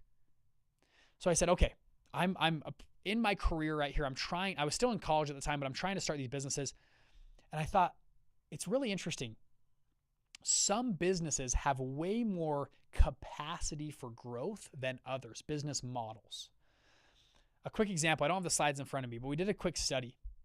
I had a friend who wanted to be a chef, just a chef, like going to culinary school, be a chef. If you are the best chef in your city, the best, you got to work for 20, 30 years. You become the best chef in your city. You're making maybe a few $100,000 per year. Now, let's say you're the best chef in your city. You get sent to Las Vegas. Like most chefs like, man, I want to have this top restaurant in Las Vegas that's making millions of dollars. So we actually ran the numbers. The top restaurants in Las Vegas are making about $40 million a year. That's revenue. The net take home is about 10%. So their net take home is about $4 million. And then you split that between partners. So as a chef, the top chef in Las Vegas, you're maybe making $1 million a year, which is pretty good. That is the tippy top. You're working 30 years. That's the very top. The top fund managers. I actually ran the study. Ken Griffin last year made $4 million in the first 5 hours of January 1st, 2024. He makes $4 million by noon of the first working day of the year. We're on different universes as far as money. The top chef in Las Vegas makes $4 million a year. Ken Griffin makes $4 million by lunchtime, his first working day of the year. These are not the same. And so I started to look at business models that even if you're okay at, you would still make I'll take real estate. Real estate's a good vehicle. If you're okay, if you're average or a little bit above average in real estate, you're still probably making more than a top 25% chef in the world.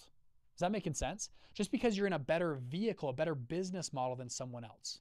Is that following? My first 6 businesses, my first 2 years of college, I was trying everything. And then I finally figured out I want to be selective about which business model I want to get into. Y'all following? And so I found a couple business models that I really loved. Number one was funds. Funds are an incredible business model. They produced more billionaires than any other category on earth per the Forbes 1,000 list of billionaires.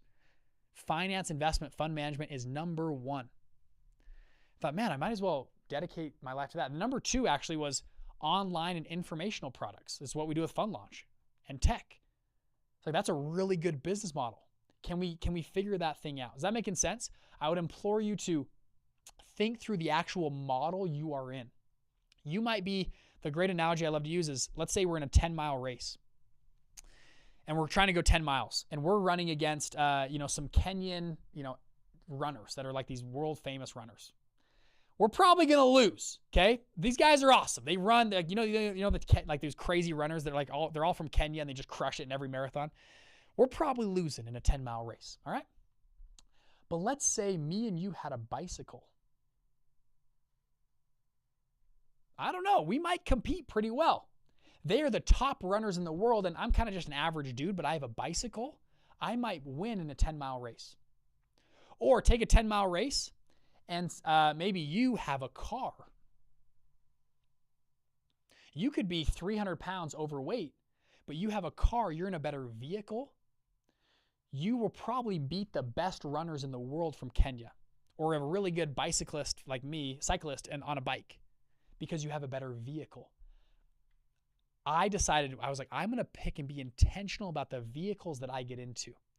And I said, I'm going to figure out this game. I don't care if it takes me 1 year, 5 years, or 20 years. I'm going to figure out this game of funds, investment fund management, because it's one of the best business vehicles ever to be involved in. I love sharing these. I don't know if I have the slides here. They might have them here. No, I don't have them. But if you look across the internet, a lot of big groups are getting into the fund game. Okay, let me move on. Does that make sense? Now, again, if you want help implementing your fund, go to fundlaunch.com/call. You see at the bottom of your screen there. All right, let's go to business story number 3. You guys cool if I keep going? We feeling all right? Business story number 3. The first event I ever attended. I went to an event. Mason, my at the time just buddy in college, kind of business partner, drugged me up to an event in Boise, Idaho. And I'll put my hat back on, okay, for Boise, Idaho, all right? So Boise, Idaho. I go up there. It's this internet marketer guy. I go up to Boise. I'm in the crowd. It's like 100 people, 200 people there. And he talks about online marketing, events, all this kind of stuff. And I was like, this is pretty cool. How to run ads and funnels. And at the time I was like, I don't know if I love this. At the end of the event, he pitches a thing from stage, and it was $15,000 to join. Now, granted, I am in college, I am engaged to be married, and I got I don't know, I got $5,000 to my name. You know what I mean? This is where I'm at in my life, okay? Maybe I probably had a little bit more money than that actually, because we had done a few businesses. But I'm in college, I'm scraping by. We're in this. I'm living in a $300 a month apartment, okay? And I'm scraping for gas, and I'm engaged. I'm trying to pay for a wedding, and we're at this event. Mason is younger than me, okay? He's 18, 19. I'm 21 at the time, I think, 20, something like that. Can't remember the exact age. $15,000 pitch. Mason turns to me and he's like, "We're doing it." And I'm like, "Whoa." I'm like, "Mason, we're not doing this. It's $15,000, dude. We're not buying something for 15. We got no money. What are you talking about?" He's like, "Bridger, no, we should do this. And at the time we were playing with this ad and funnel and, website building business. That was one of my first 6 businesses." He's like, "Dude, no, if he helps us with this stuff, I bet we'll make more than $15,000 over the next year. We could do this." And I was like, well, I went back and forth. And I was like, and he says, "Bridger, I'm doing this with or without you." And I'm like, "Mason, we don't have the money. We don't even have the money." And they offered a payment plan. And the payment plan was, I believe it was $5,000 down and $1,000 a month. And we negotiated it to stretch it out over 10 months. Does that make sense? So $5,000 down, 10 grand over 10 months, $1,000 a month. We begged them to give us this payment plan. They said, "Okay, fine, we'll give it to you." And Mason's like, "I'm doing this with or without you." He goes, "We have a credit card. Let's put it on this credit card.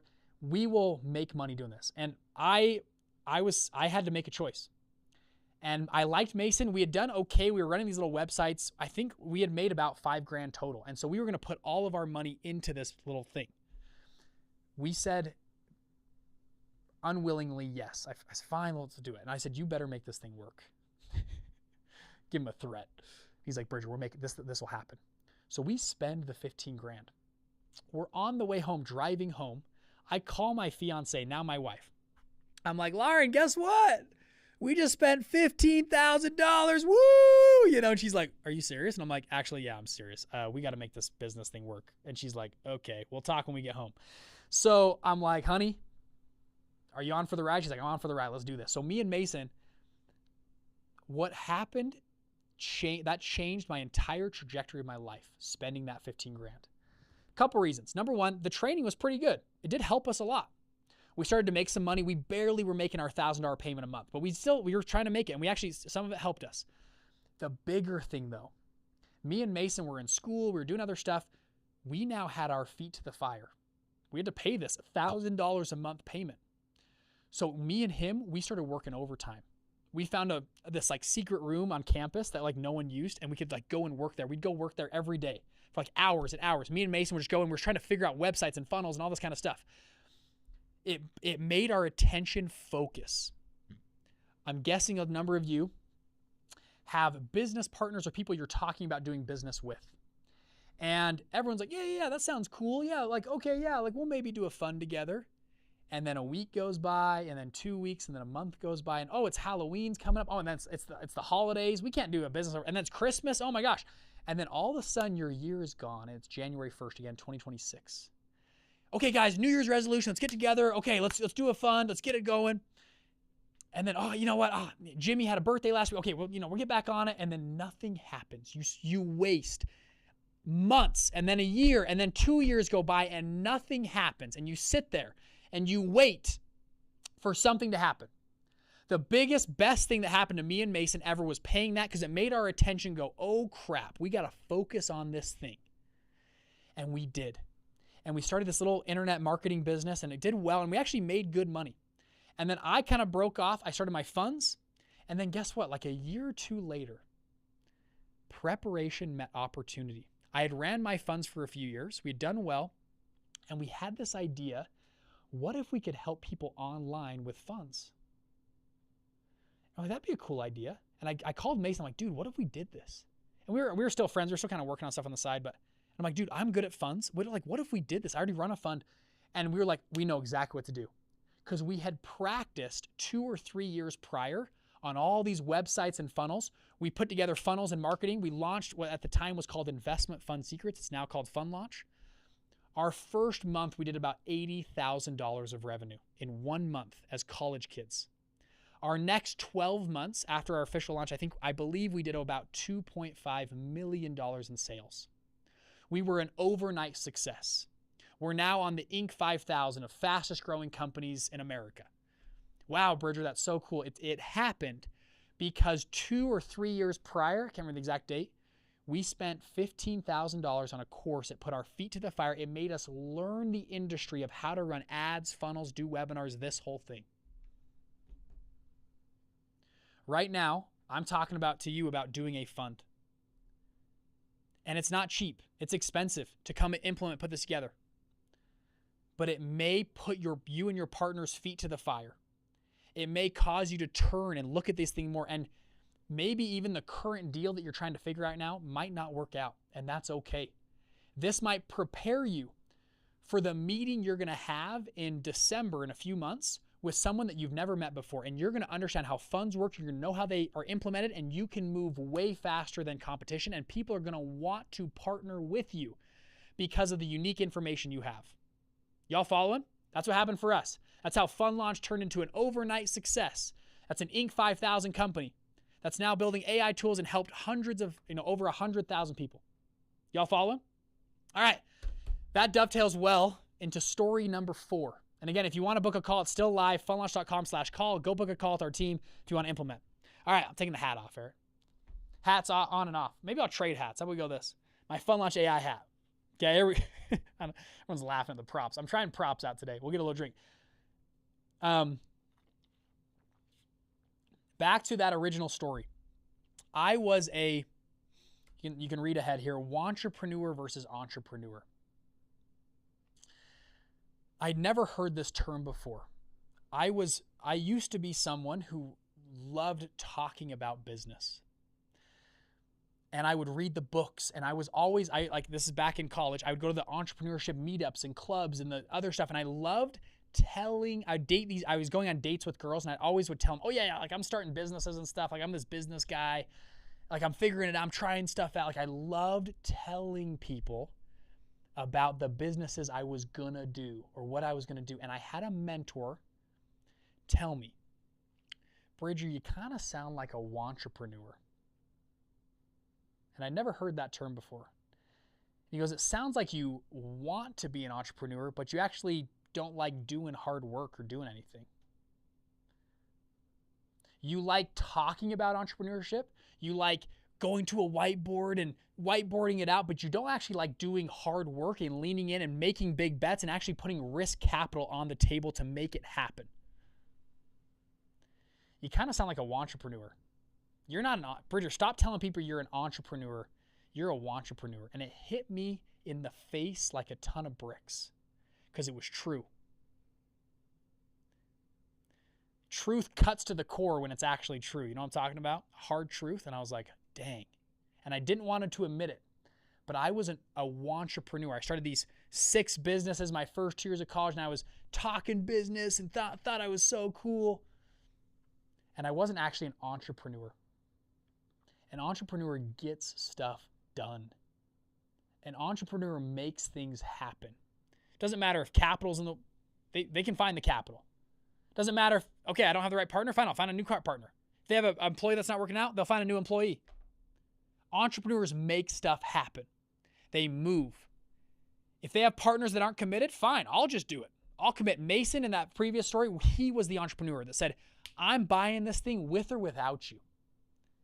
I am betting on my own success. I'm sick and tired of being a wantrepreneur. I'm going to turn into an entrepreneur. And that hit me like a ton of bricks. And I was like, crap, I got to do this thing.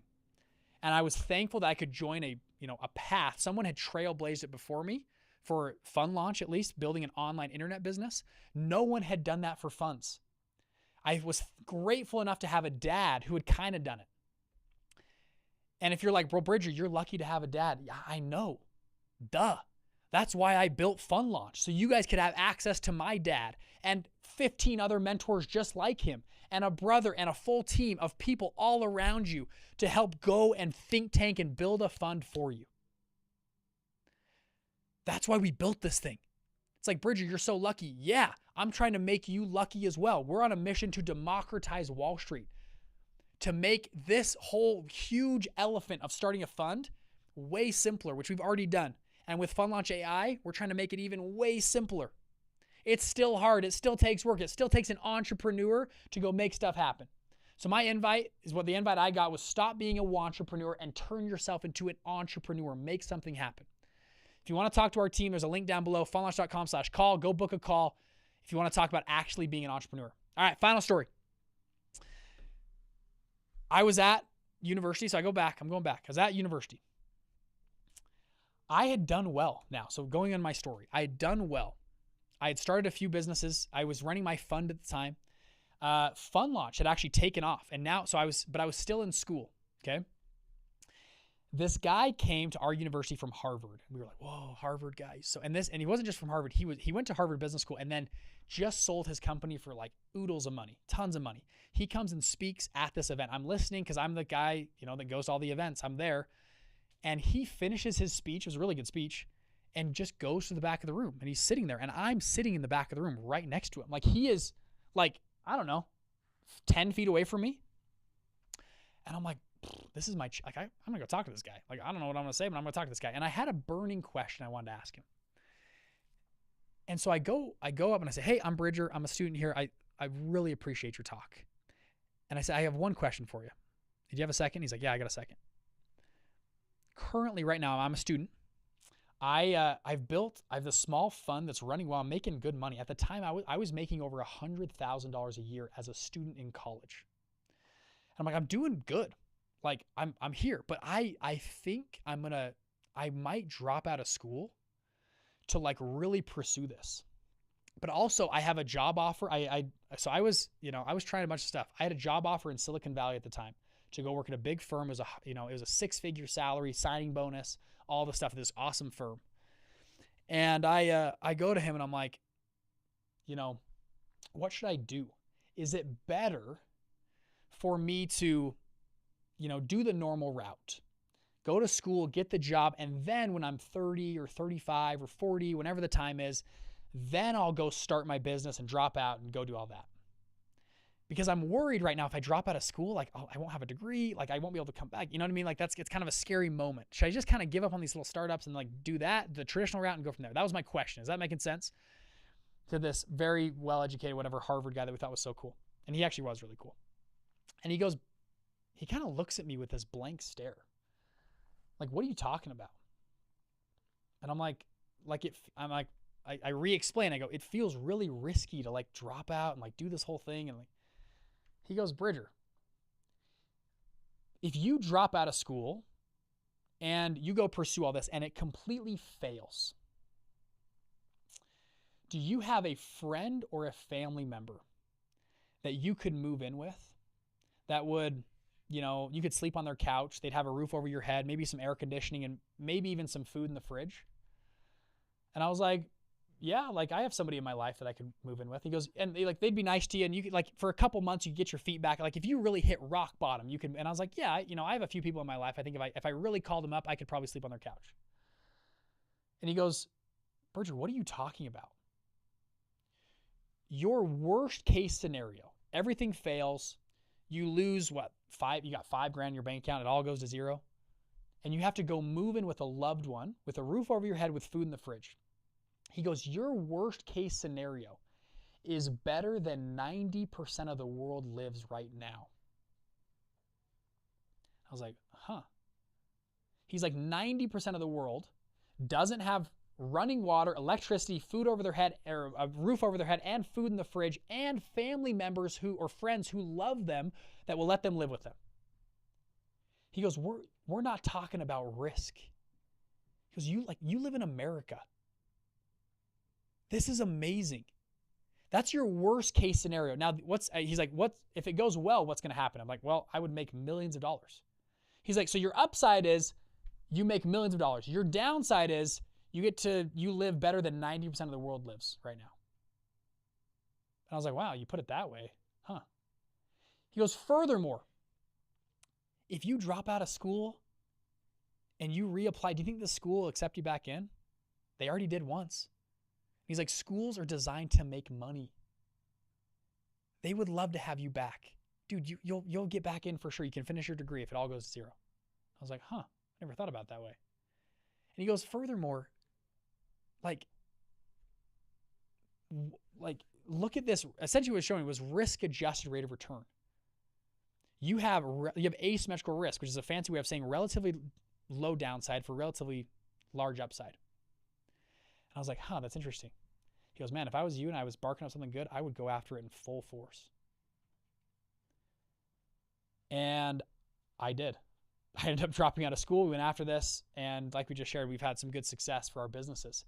That was a huge moment of risk. A lot of us think about risk in this crazy fashion. We think risk is like, it's everything. And reality is, if you really drive down to the worst case scenario, it's actually not that bad.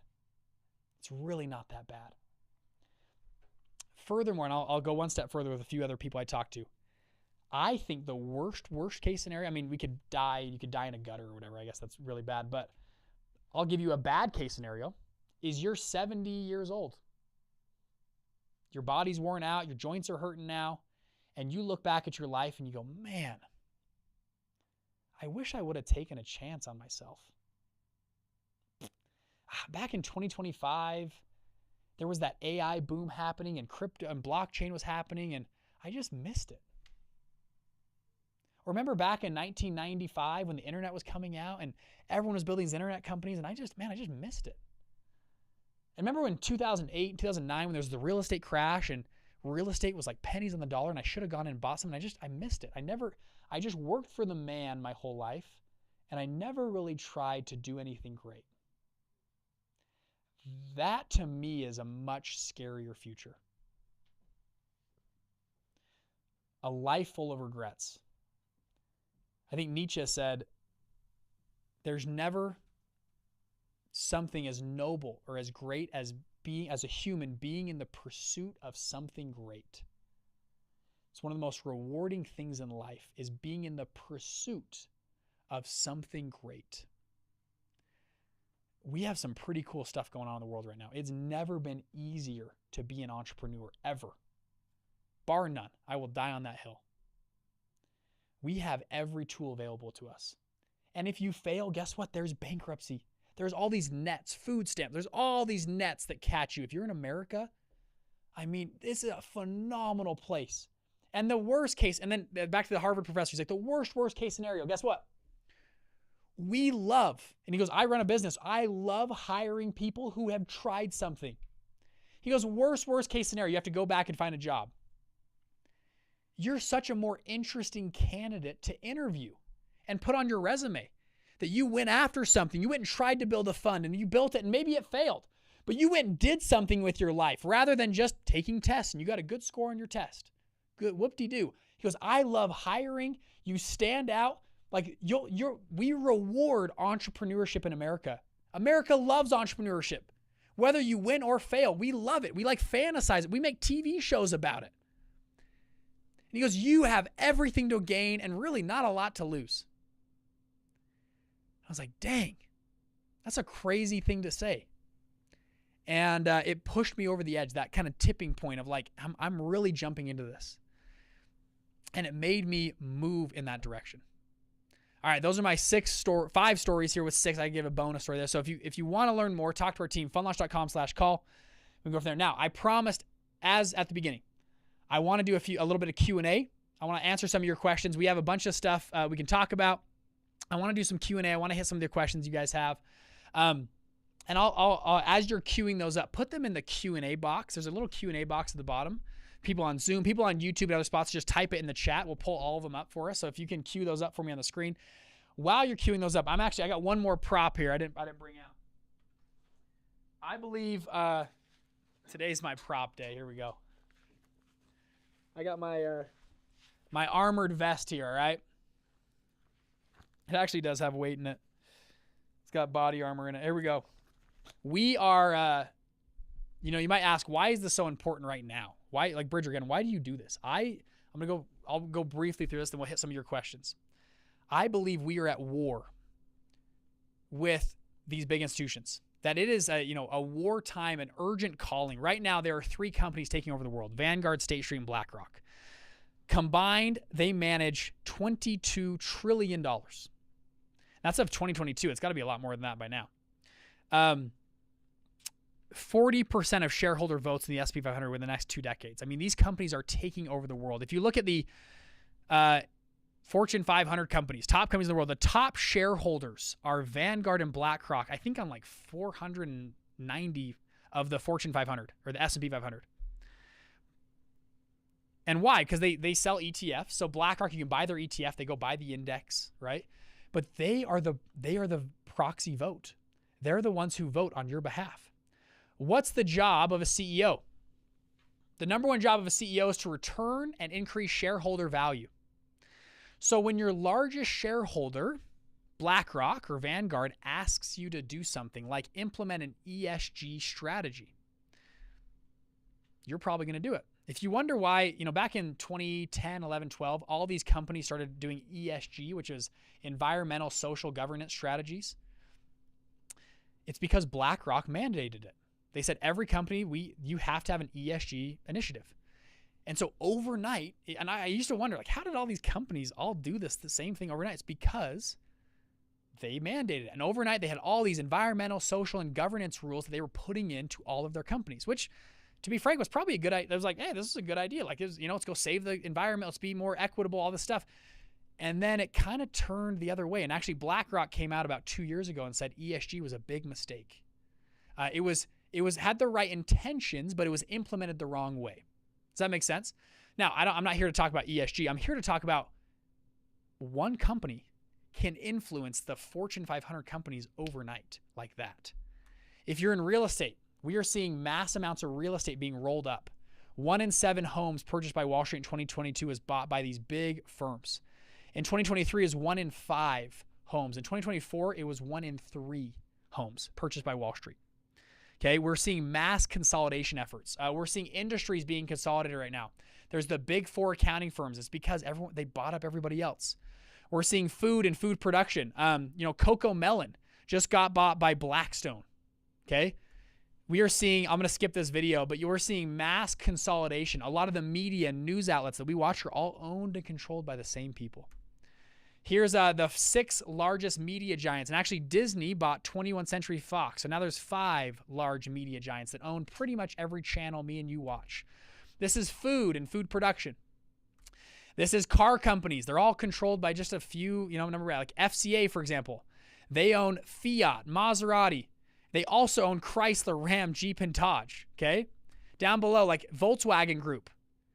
It's the same group that makes Audi, Bugatti, Bentley, Porsche, Lamborghini. They're all made by the same company. Did you realize that? It's all owned by just a handful of companies. That's why I believe more people like us need to be the Wall Street rebels. We need to go and help more people launch funds. Because I am not okay, I said this before, I'm not okay with 3 or 4 firms that run the whole world. That's what's called a cartel in economics, or a duopoly, or even a monopoly. I'm not okay with that. It's not healthy for society to have that. I am okay with 10,000 independent firms all competing and fighting to drive prices lower for consumers. I'm okay with that. That's capitalism. Capitalism is beautiful. I love capitalism. The problem is a lot of industries right now don't have capitalism. Big pharma, there's only a couple of firms that control everything. There's a lot of arguments right now around big tech, big finance right now, big 4 accounting firms. I mean, we are seeing mass consolidation. And yes, we could protest. We can write to our congressperson. To be frank, those have kind of lost their luster in 2025. I believe the way we fight back is we use the same tools that they used to do this, which are investment funds. If you can build a fund that goes and democratizes Wall Street, we go and buy up these firms and split these things up and compete against them with the tools that they have used for decades. That's how we do it. I get so heated about this because the funds that you launch actually directly affect my life. And the funds that I launch directly affect your life. I can go back to this slide of mass consolidation of car washes, dental practices, food franchises, even social media accounts are being consolidated right now. We need more people to democratize and decentralize this, and we can do this the best way through funds, by pooling capital together and going and having regular people like me and you that aren't Wall Street elite people to go and do this. That's why I get so heated about this. This is the time for the retail investor, the rise of the retail investor. We're seeing this massive rise of people like us going out in the market and actually buying much of the space. We've seen this major rise of the retail investor. That's why I believe we need more people to launch funds. That's why we call ourselves the Wall Street Rebel. Yeah, does that make sense? So if you want to learn more, again, funlaunch.com/call. Let's go from there. Now, let's pull up some Q&A. I wanted to answer this question. This thing is actually weighted, so I'm like getting tired over here. This is a good workout. Have a weighted vest while I do a webinar while I'm standing. I'm wartime CEO. Here we go. Wartime bridge. Now, let's pull up some Q&A if we can. I'm going to pull up the iPad as well. If you can queue up those for me. Now, I'm going to be honest with y'all. We've been on here for a little bit. I need to go to the bathroom really bad. So I'm going to run to the bathroom real quick. We'll put up a holding screen for a second. And queue up your Q&A. I will be back. You guys can time me. I'm going to be back here in, 30 seconds, hopefully pretty quick. Sound good, Briggs? People in the Q&A, you guys cool to hang out for just 1 second? Type them in the chat, but also Q&A. Both work. We'll queue them up, and then if you can put those on the screen for me, that'd be awesome as well. And then we'll pull the iPad up, and we'll just start. You can share the iPad for us. Actually, just share the iPad for a second. So I'll just start making notes of what you're doing, and we'll go. There it is. We'll go through the fund launch formula. We can answer questions around legal formation, building your fund, etc. all in here. Does that sound fair? All right, so give me 1 second. I'll be back. Give me 1 second. See you guys.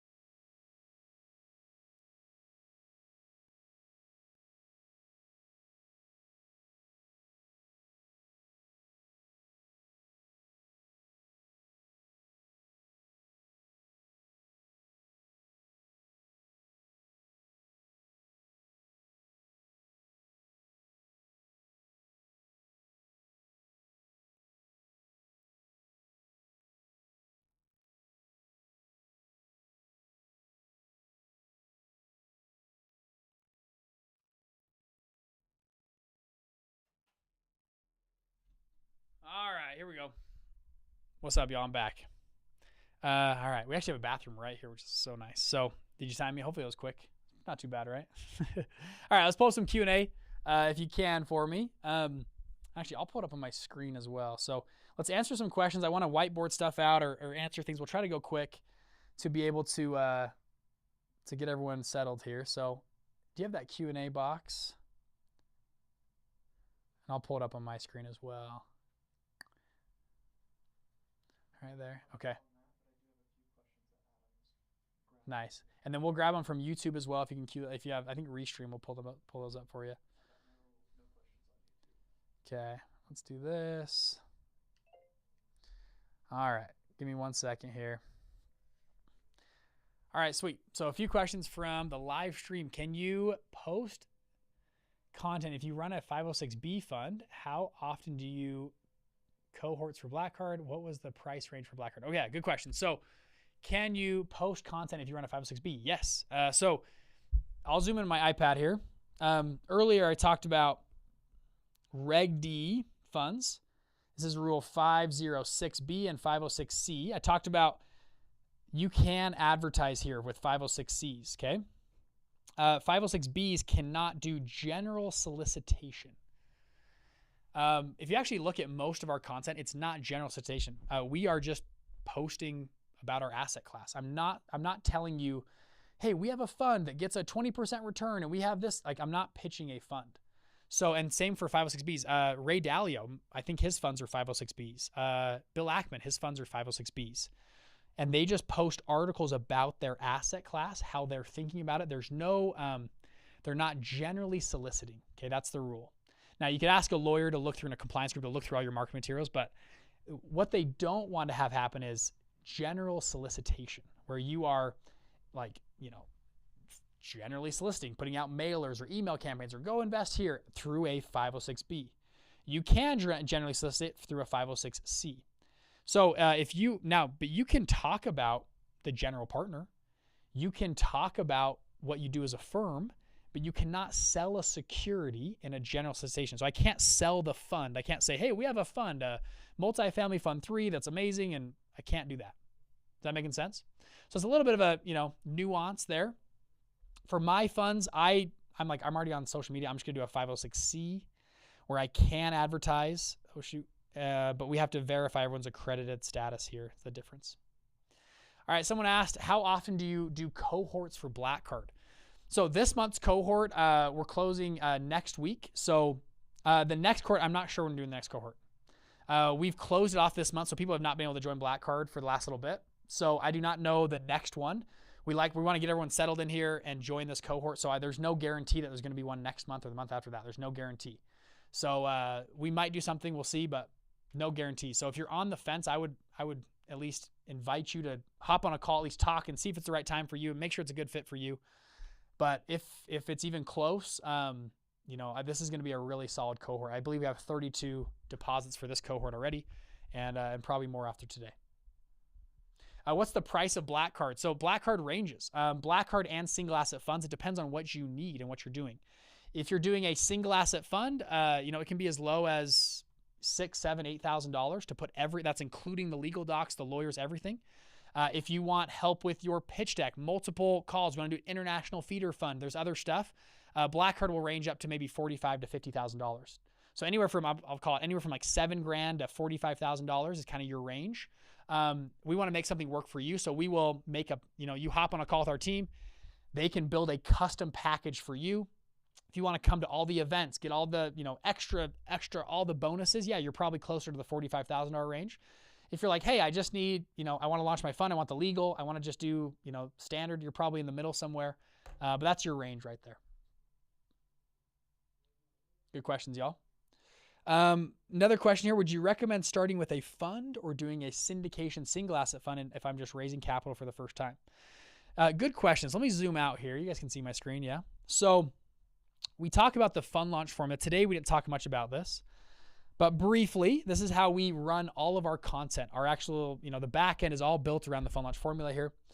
So most people want to go talk to legal first. I tell you, hold on. First, go over here, focus on your deal, then frame that deal out, and then go get verbal capital commitments. And you can see it's a circle here. Ask for advice, not money. And you're probably going to tweak your deal. You're going to tweak your frame. And the goal of doing this is to get validation. Your whole goal is to validate your fund. This is a little more built out with our sub framework. So you can see how we have little sub things here. The whole goal of this is to validate that you have a good fund idea. Okay? And then and only then, we go to legal. Legal for me is actually the easiest part. It's not that hard. The hardest part is making sure you have a good fund. We then do legal. We then go launch your fund. This is the launch phase. And then you have your first close with capital markets. We then go buy assets. We do asset management. And then we continue to grow our firm through firm management. We do this pretty much forever. You're always buying assets. You're building out your firm and you're raising more money. That's how big funds are growing. So this is the fund launch formula. You have the fund launch side and then the fund management side here. Now the question was, if I'm just starting, doing my first time, should I do a fund or a single asset fund or a one-off deal or a full out fund? I would probably tell you do one deal at a time.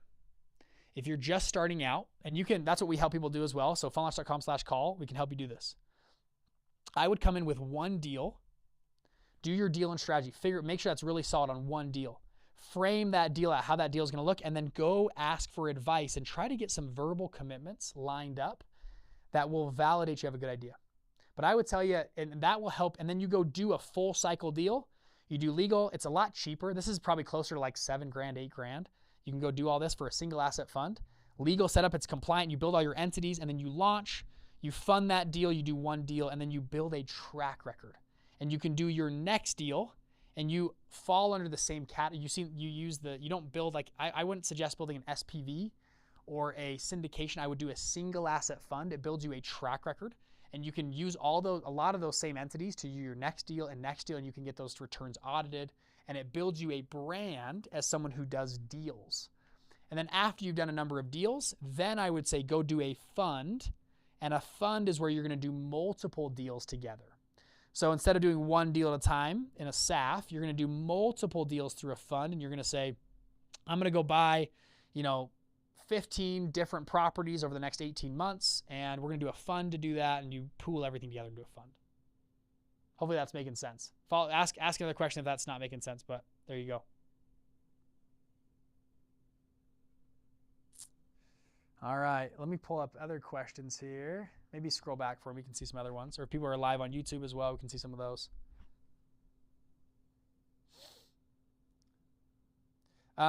Question around, well, we didn't even talk about it today, what is a fund? How are funds built? What's the difference? How much time does it take to do a fund? Let's see. Let's hit the timing question for a second, actually. So to do all of this, we just talked about single asset funds. We actually had a guy, crazy enough, we have a platform under Black Card called Single Asset Funds. He went through and built his entire single asset fund in less than a week. He went all the way to launch. Now, the legal form, sometimes government agencies take like a week or two, so it's like a week to build it all, plus I think probably 2 weeks to get all the docs done, so probably 3 weeks total, built the whole thing. We then had another guy join Single Asset Funds. He did all of this beginning work in 1 day. He used the platform. We built this brand new platform. He did all of it in 1 day, and then plus probably a week or two to get all of his entities files, and he's ready to go. Isn't that kind of crazy? Now, that's for a single asset fund. For a full out blind pool fund, it depends. Again, we want to get clear validation. Most people are probably, validation, everything put together, probably about 3 to 4 months to put it all together. It's pretty standard. It's okay. We can go as fast or as slow as you want to go, though. It's all up to you. We go with you at your pace. So, but I'd say on standard, 3 to 4 months is probably pretty standard.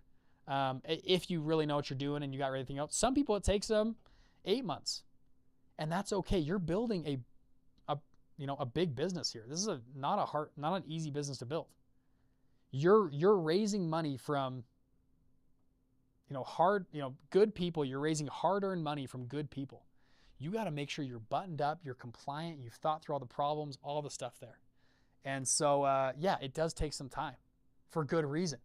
Now, Fun Launch AI, it's hopefully the first cohort, y'all, you guys are going to have a chance to be beta test users on it and be, if you want to, be involved. This hopefully will take that time way down even further, which is that's what we're pushing for. I'm pretty excited about.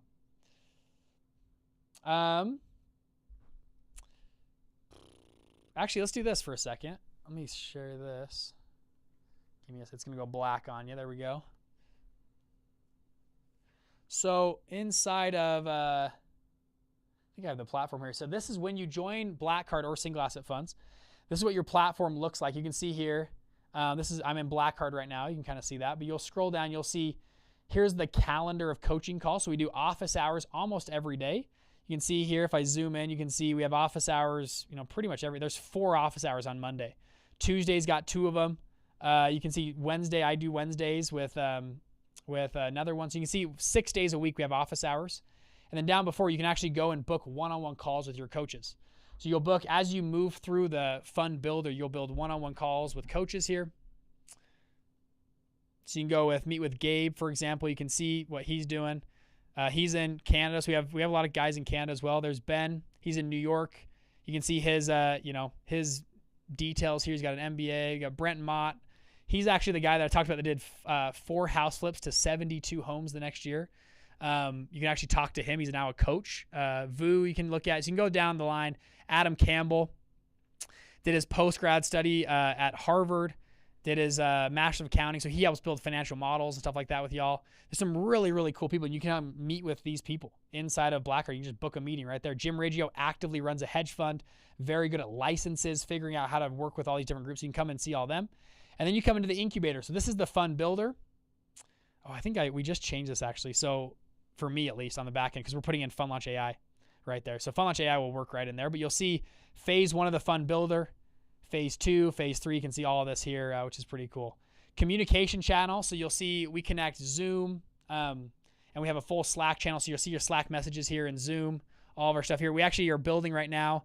This is in beta mode, but you'll see we're starting to build all the dots of Black Card members around the country. So you can go and see hey, who are all the Black Card members in Florida? This is about 10% built out right now. So we have about 10 times more dots than you'll see, but you can see around the world. We got people all over the globe here in Black Card, which is pretty cool. Anyways, kind of fun. And then down here, you'll see access to Fund Launch 360. So this is the platform I use. Let's see here.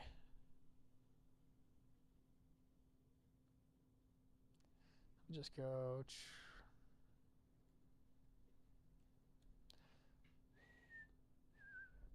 Let that load up here. You'll see you connected there in the Paper West, and you have your credits and service while that's loading.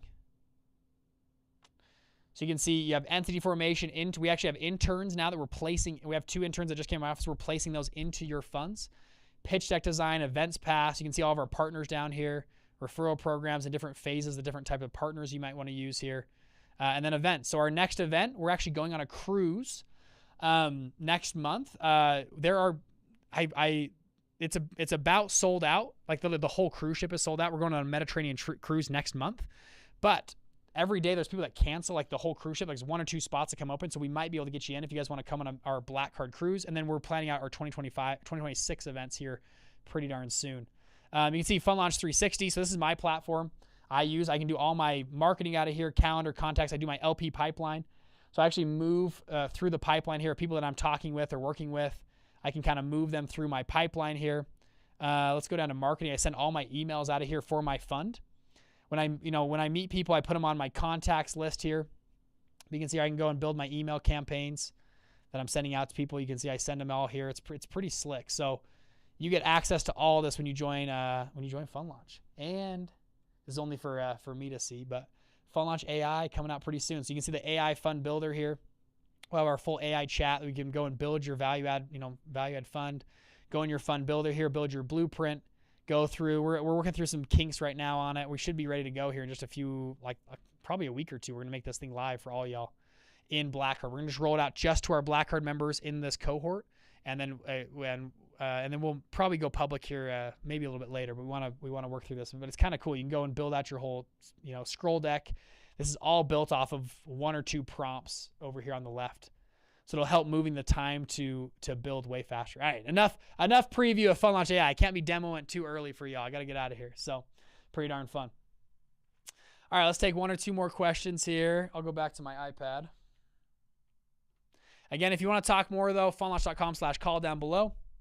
For people who have deposits, I am actually doing a Q&A call here in just like an hour. So we'll be hopping over to that Q&A call just in a little bit with, we can actually work on people's funds.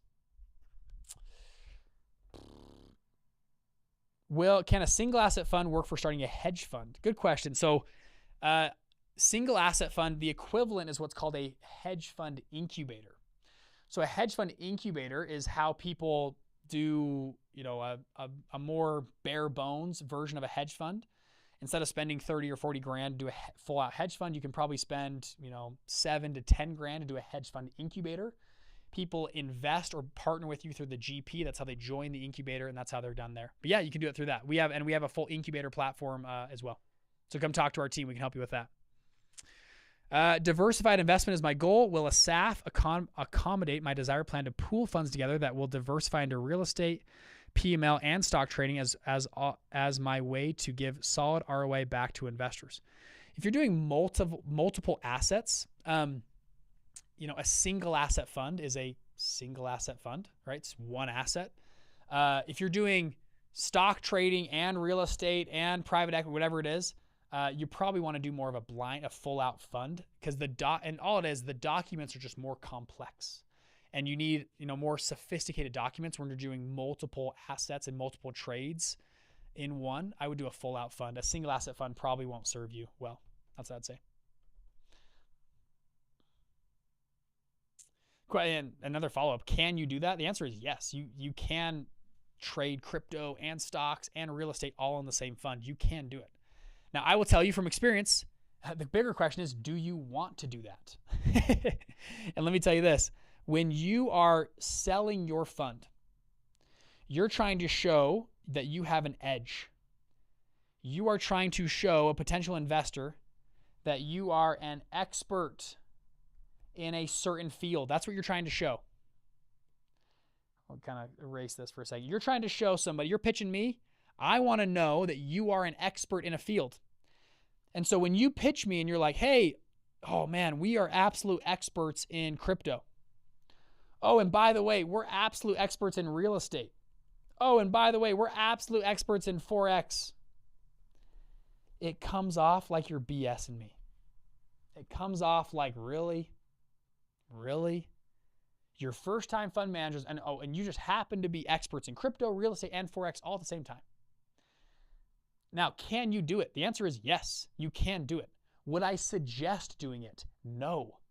Very rarely do I see funds do this and be successful at it. Now, can you do it? Yes. If you can show that you're an expert in all these fields and why you're doing it together, and yes, it might make sense. I've seen funds do this, but what I would tell you is, I'll change colors here. I would set up a separate fund that just does crypto with people who work 24/7 just on crypto. And then I would set up a different fund that just does real estate. And I would set up a different fund that just does Forex. And I would start them at different times. I'd start this one this year, and then this one next year, and then this one the year after that. Because you want to be focused. Running an investment fund is an extremely hard job. It's even harder when you're doing multiple asset classes. So, and investors are going to call BS. They're going to go, really? Really? I think it's going to be hard to get validation on that idea. But if you feel like you can get validation, then go ahead and do it. The market will tell you if it's a good deal or bad deal. That's why we spend the majority of time in Black Card here, validating, working on your fund, tweaking it to make sure you have a really good offering that when you open it, people are dying to get involved. People are like, man, this is amazing. I want to hit this thing right away. Okay, question from YouTube. I can't read that actually. Sorry, my eyes are small. Is there anybody to read it out for me if you can? Would you recommend doing an incubator fund before Black Card, or does Black Card help with that too? Yeah, good question. So yeah, hedge fund incubators, we do that inside of Black Card under single asset funds. Yep. So we can help you with incubator. Again, we help with all the implementation across the board. So hedge fund incubator, single asset funds, full out funds, we do all of that. And we have different groups and people and processes for each one. So yeah, we help with all that. Yep. So if you're interested, I would book a call, by the way, funlaunch.com/call.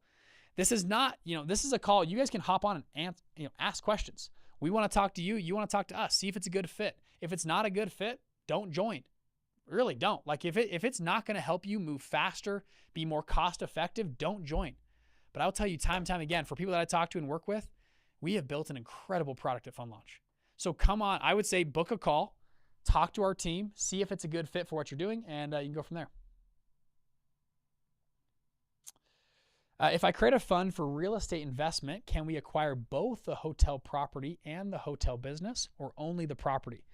So yeah, you're starting a business, you're starting a fund. The answer is you can do both. Yeah, I just said that on the other one. So if you're buying a hotel, you have the hotel business and you have the hotel real estate. Now, same question like I asked before. It sounds like you were doing a real estate fund. Okay, great. You guys are good at real estate. Awesome. Why are you also good at running a hotel business? That's a different skill set.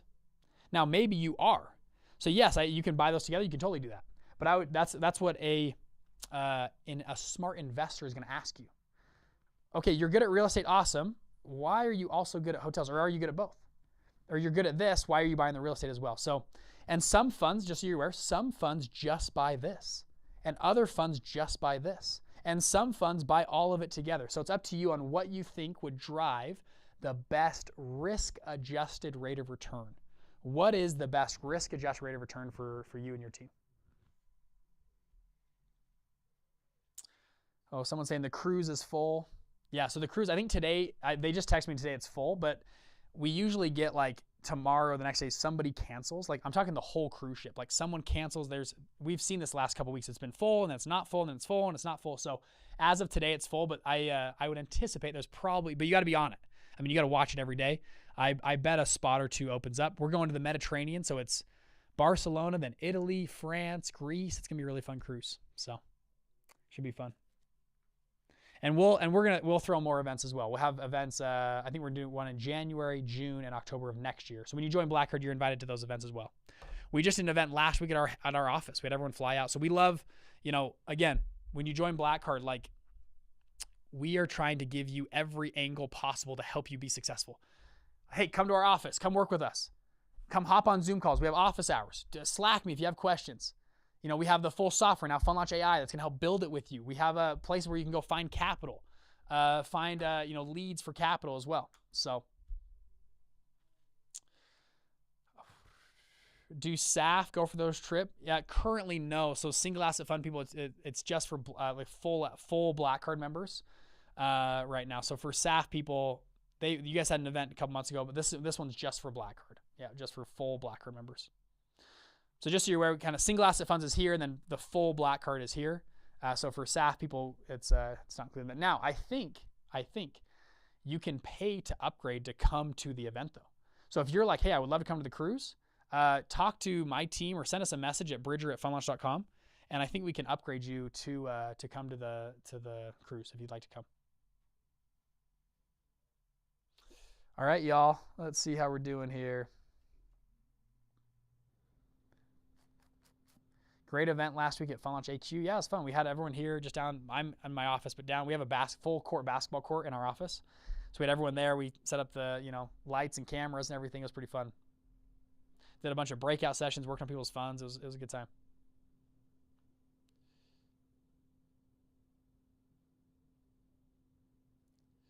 Can you use these coaches for references for background validation? You mean for your team? We just have actually allowed our coaches to, if you're like, hey, I love working with Adam or Steve or whoever the coach is, we can talk, and we've had some coaches join people's teams or sit on their advisory boards, or Fund Launch partners. That's what we do. We sit on your advisory board. So if you want that, just bring that up when you're on, I would say join the platform first, start working on your fund. We like to work with people that have already got, that are already good, that are already working through this and have a good deal and stuff, and let us know. And yes, we're looking to do that right now. So, because more people, a lot of people have asked, like, hey, can you be on my team? Can you help me? We're like, you know what? Let's do it. So we've got a good structure through Fund Launch partners, help people do that. Yep. Yeah, pretty cool. All right. What's an incubator fund? Yeah, an incubator fund. This is for hedge funds. You can see my screen there. An incubator fund. So I'm jumping ahead here, but we got a GPLP structure. This is how your fund works. So this, a full out fund, let's just say is going to cost a good amount of money. Let's call it 30 grand to like build this for legal docs, right? Now Blackheart's a little bit cheaper than that, but let's call it 30 grand. A hedge fund, and you're bringing in limited partners. You have LPAs and PPMs to bring those people in. That's the documents they sign. The 30 grand is a cost to buy those documents, right? It's pretty expensive documents to just build. A hedge fund incubator, what's happening is you actually don't have limited partners. Hence, you don't need an LP and PPM. So your cost is way lower. What happens is you're bringing in partners through the general partner. And as I would say 5 people or less, probably you're bringing in 5 partners here, and they're all grabbing 15% stake or 10% stake. They're partners with you, and they do a GP commit into the limited partnership. And because of that, you don't need those people over there. I'll use this. You don't need LPBM. You just have an operating agreement, and it's much more cost effective to do this. You could probably start this whole thing for, I think, it's like 7 grand, something like that. So instead of spending 30 grand, you spend 7 grand. But what happens is you can now get audits done on your performance. And you can actually build a track record it's not cherry-picked track record, it's an actual track record. And then once you're ready, you can go hire the lawyers and you can actually upgrade this to a full out fund for, you go pay the 30 grand and do a full, and then you bring in people that are LPA, you have your LPA, PPM, your limited partners come in. And now you have, hey, our firm's been in business for multiple years, and you have a track record, it's audited financials, it's all in one system. So that's a lot of groups like doing a hedge fund incubator as a start. This is usually only for trading funds, as a hedge fund incubator. A similar thing happens though with single asset funds. You're doing a much more simplified LP and PPM. You're building out a track record. And then once you're ready, you're launching, you keep the same management co. This stays the same. Then you open up a new GP, a new LP, but you have a track record. And then you go build out your full blind pool fund. So it's a good way to build a track record if you're starting out, whether that's a single asset fund, an incubator. And that's what we help people do. And then once you're ready for the full out fund, we can help you with that as well. We call it a blind pool fund. And that's what we help you with, to go do all that. Is that making sense? All right, final call, funlaunch.com/call. Go book a call with our team.